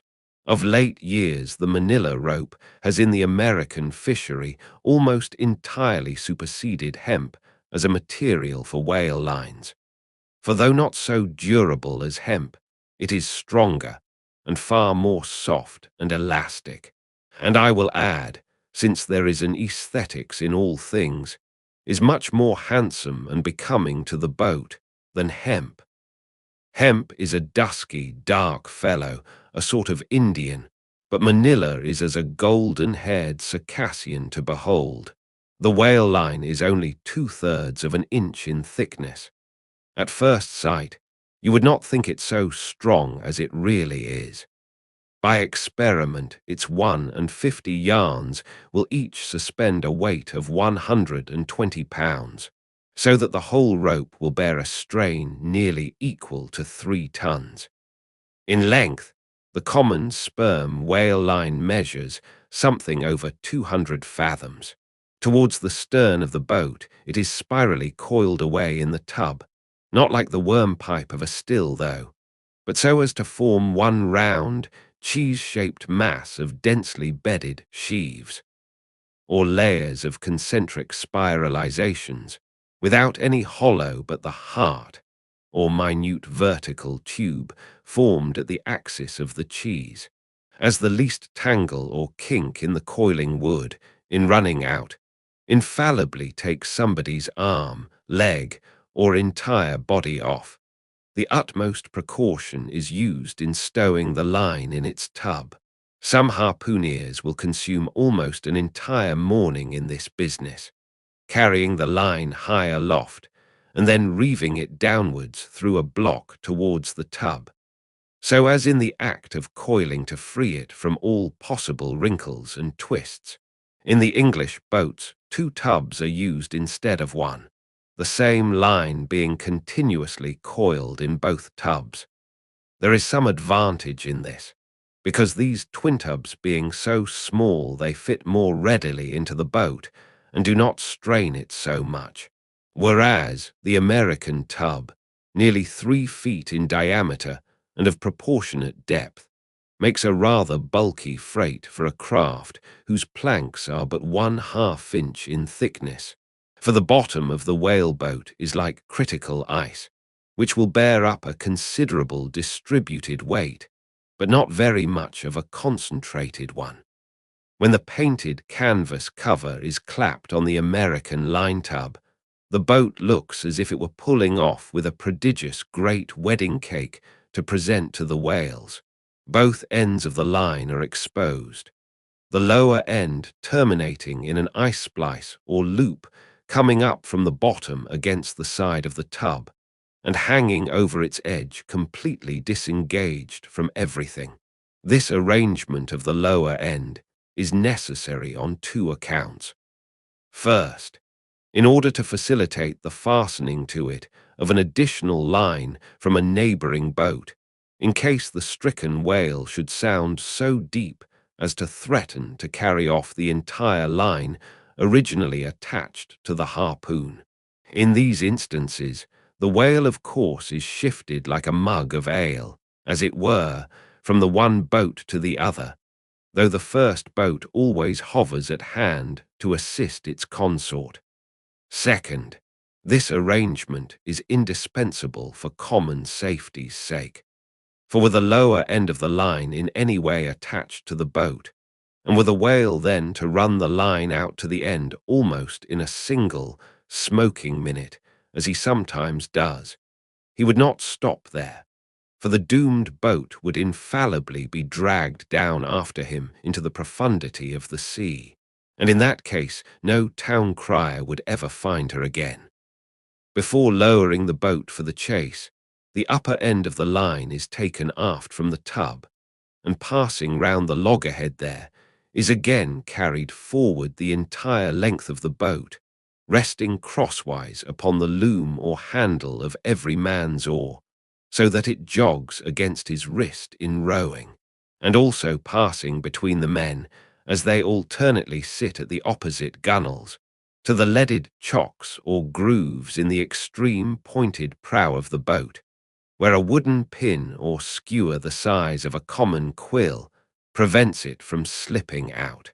From the chocks it hangs in a slight festoon over the bows, and is then passed inside the boat again, and some 10 or 20 fathoms, called box line, being coiled upon the box in the bows, it continues its way to the gunwale still a little further aft, and is then attached to the short warp, the rope which is immediately connected with the harpoon, But previous to that connection, the short warp goes through sundry mystifications too tedious to detail. Thus the whale line folds the whole boat in its complicated coils, twisting and writhing around it in almost every direction. All the oarsmen are involved in its perilous contortions, so that to the timid eye of the lanceman they seem as Indian jugglers, with the deadliest snakes sportively festooning their limbs. Nor can any son of mortal woman, for the first time, seat himself amid those hempen intricacies, and while straining his utmost at the oar, bethink him that at any unknown instant the harpoon may be darted, and all these horrible contortions be put in play like ringed lightnings. He cannot be thus circumstanced without a shudder that makes the very marrow in his bones to quiver in him like a shaken jelly. Yet habit, strange thing, what cannot habit accomplish? Gayer sallies, more merry mirth, better jokes, and brighter repartees you never heard over your mahogany than you will hear over the half-inch white cedar of the whale-boat when thus hung in hangman's nooses. And like the 6 burghers of Calais before King Edward, the 6 men composing the crew pull into the jaws of death, with a halter around every neck, as you may say. Perhaps a very little thought will now enable you to account for those repeated whaling disasters, some few of which are casually chronicled, of this man or that man being taken out of the boat by the line and lost. For when the line is darting out, to be seated then in the boat is like being seated in the midst of the manifold whizzings of a steam engine in full play, when every flying beam and shaft and wheel is grazing you. It is worse, for you cannot sit motionless in the heart of these perils, because the boat is rocking like a cradle, and you are pitched one way and the other without the slightest warning, and only by a certain self-adjusting buoyancy and simultaneousness of volition and action can you escape being made a maze-per of, and run away with where the all-seeing sun himself could never pierce you out. Again, as the profound calm which only apparently precedes and prophesies of the storm is perhaps more awful than the storm itself. For indeed, the calm is but the wrapper and envelope of the storm, and contains it in itself, as the seemingly harmless rifle holds the fatal powder and the ball and the explosion. So the graceful repose of the line, as it silently serpentines about the oarsmen before being brought into actual play. This is a thing which carries more of true terror than any other aspect of this dangerous affair. But why say more? All men live enveloped in whale lines. All are born with halters round their necks, but it is only when caught in the swift, sudden turn of death that mortals realize the silent, subtle, ever-present perils of life. And if you be a philosopher, though seated in the whale-boat, you would not at heart feel one whit more of terror than though seated before your evening fire with a poker and not a harpoon by your side. And that concludes our reading of Moby Dick, or The Whale. I hope you enjoyed it. If you did, please give this video a like, share your thoughts in the comments, and subscribe for more free audiobooks. Don't forget the bell. Thanks for listening.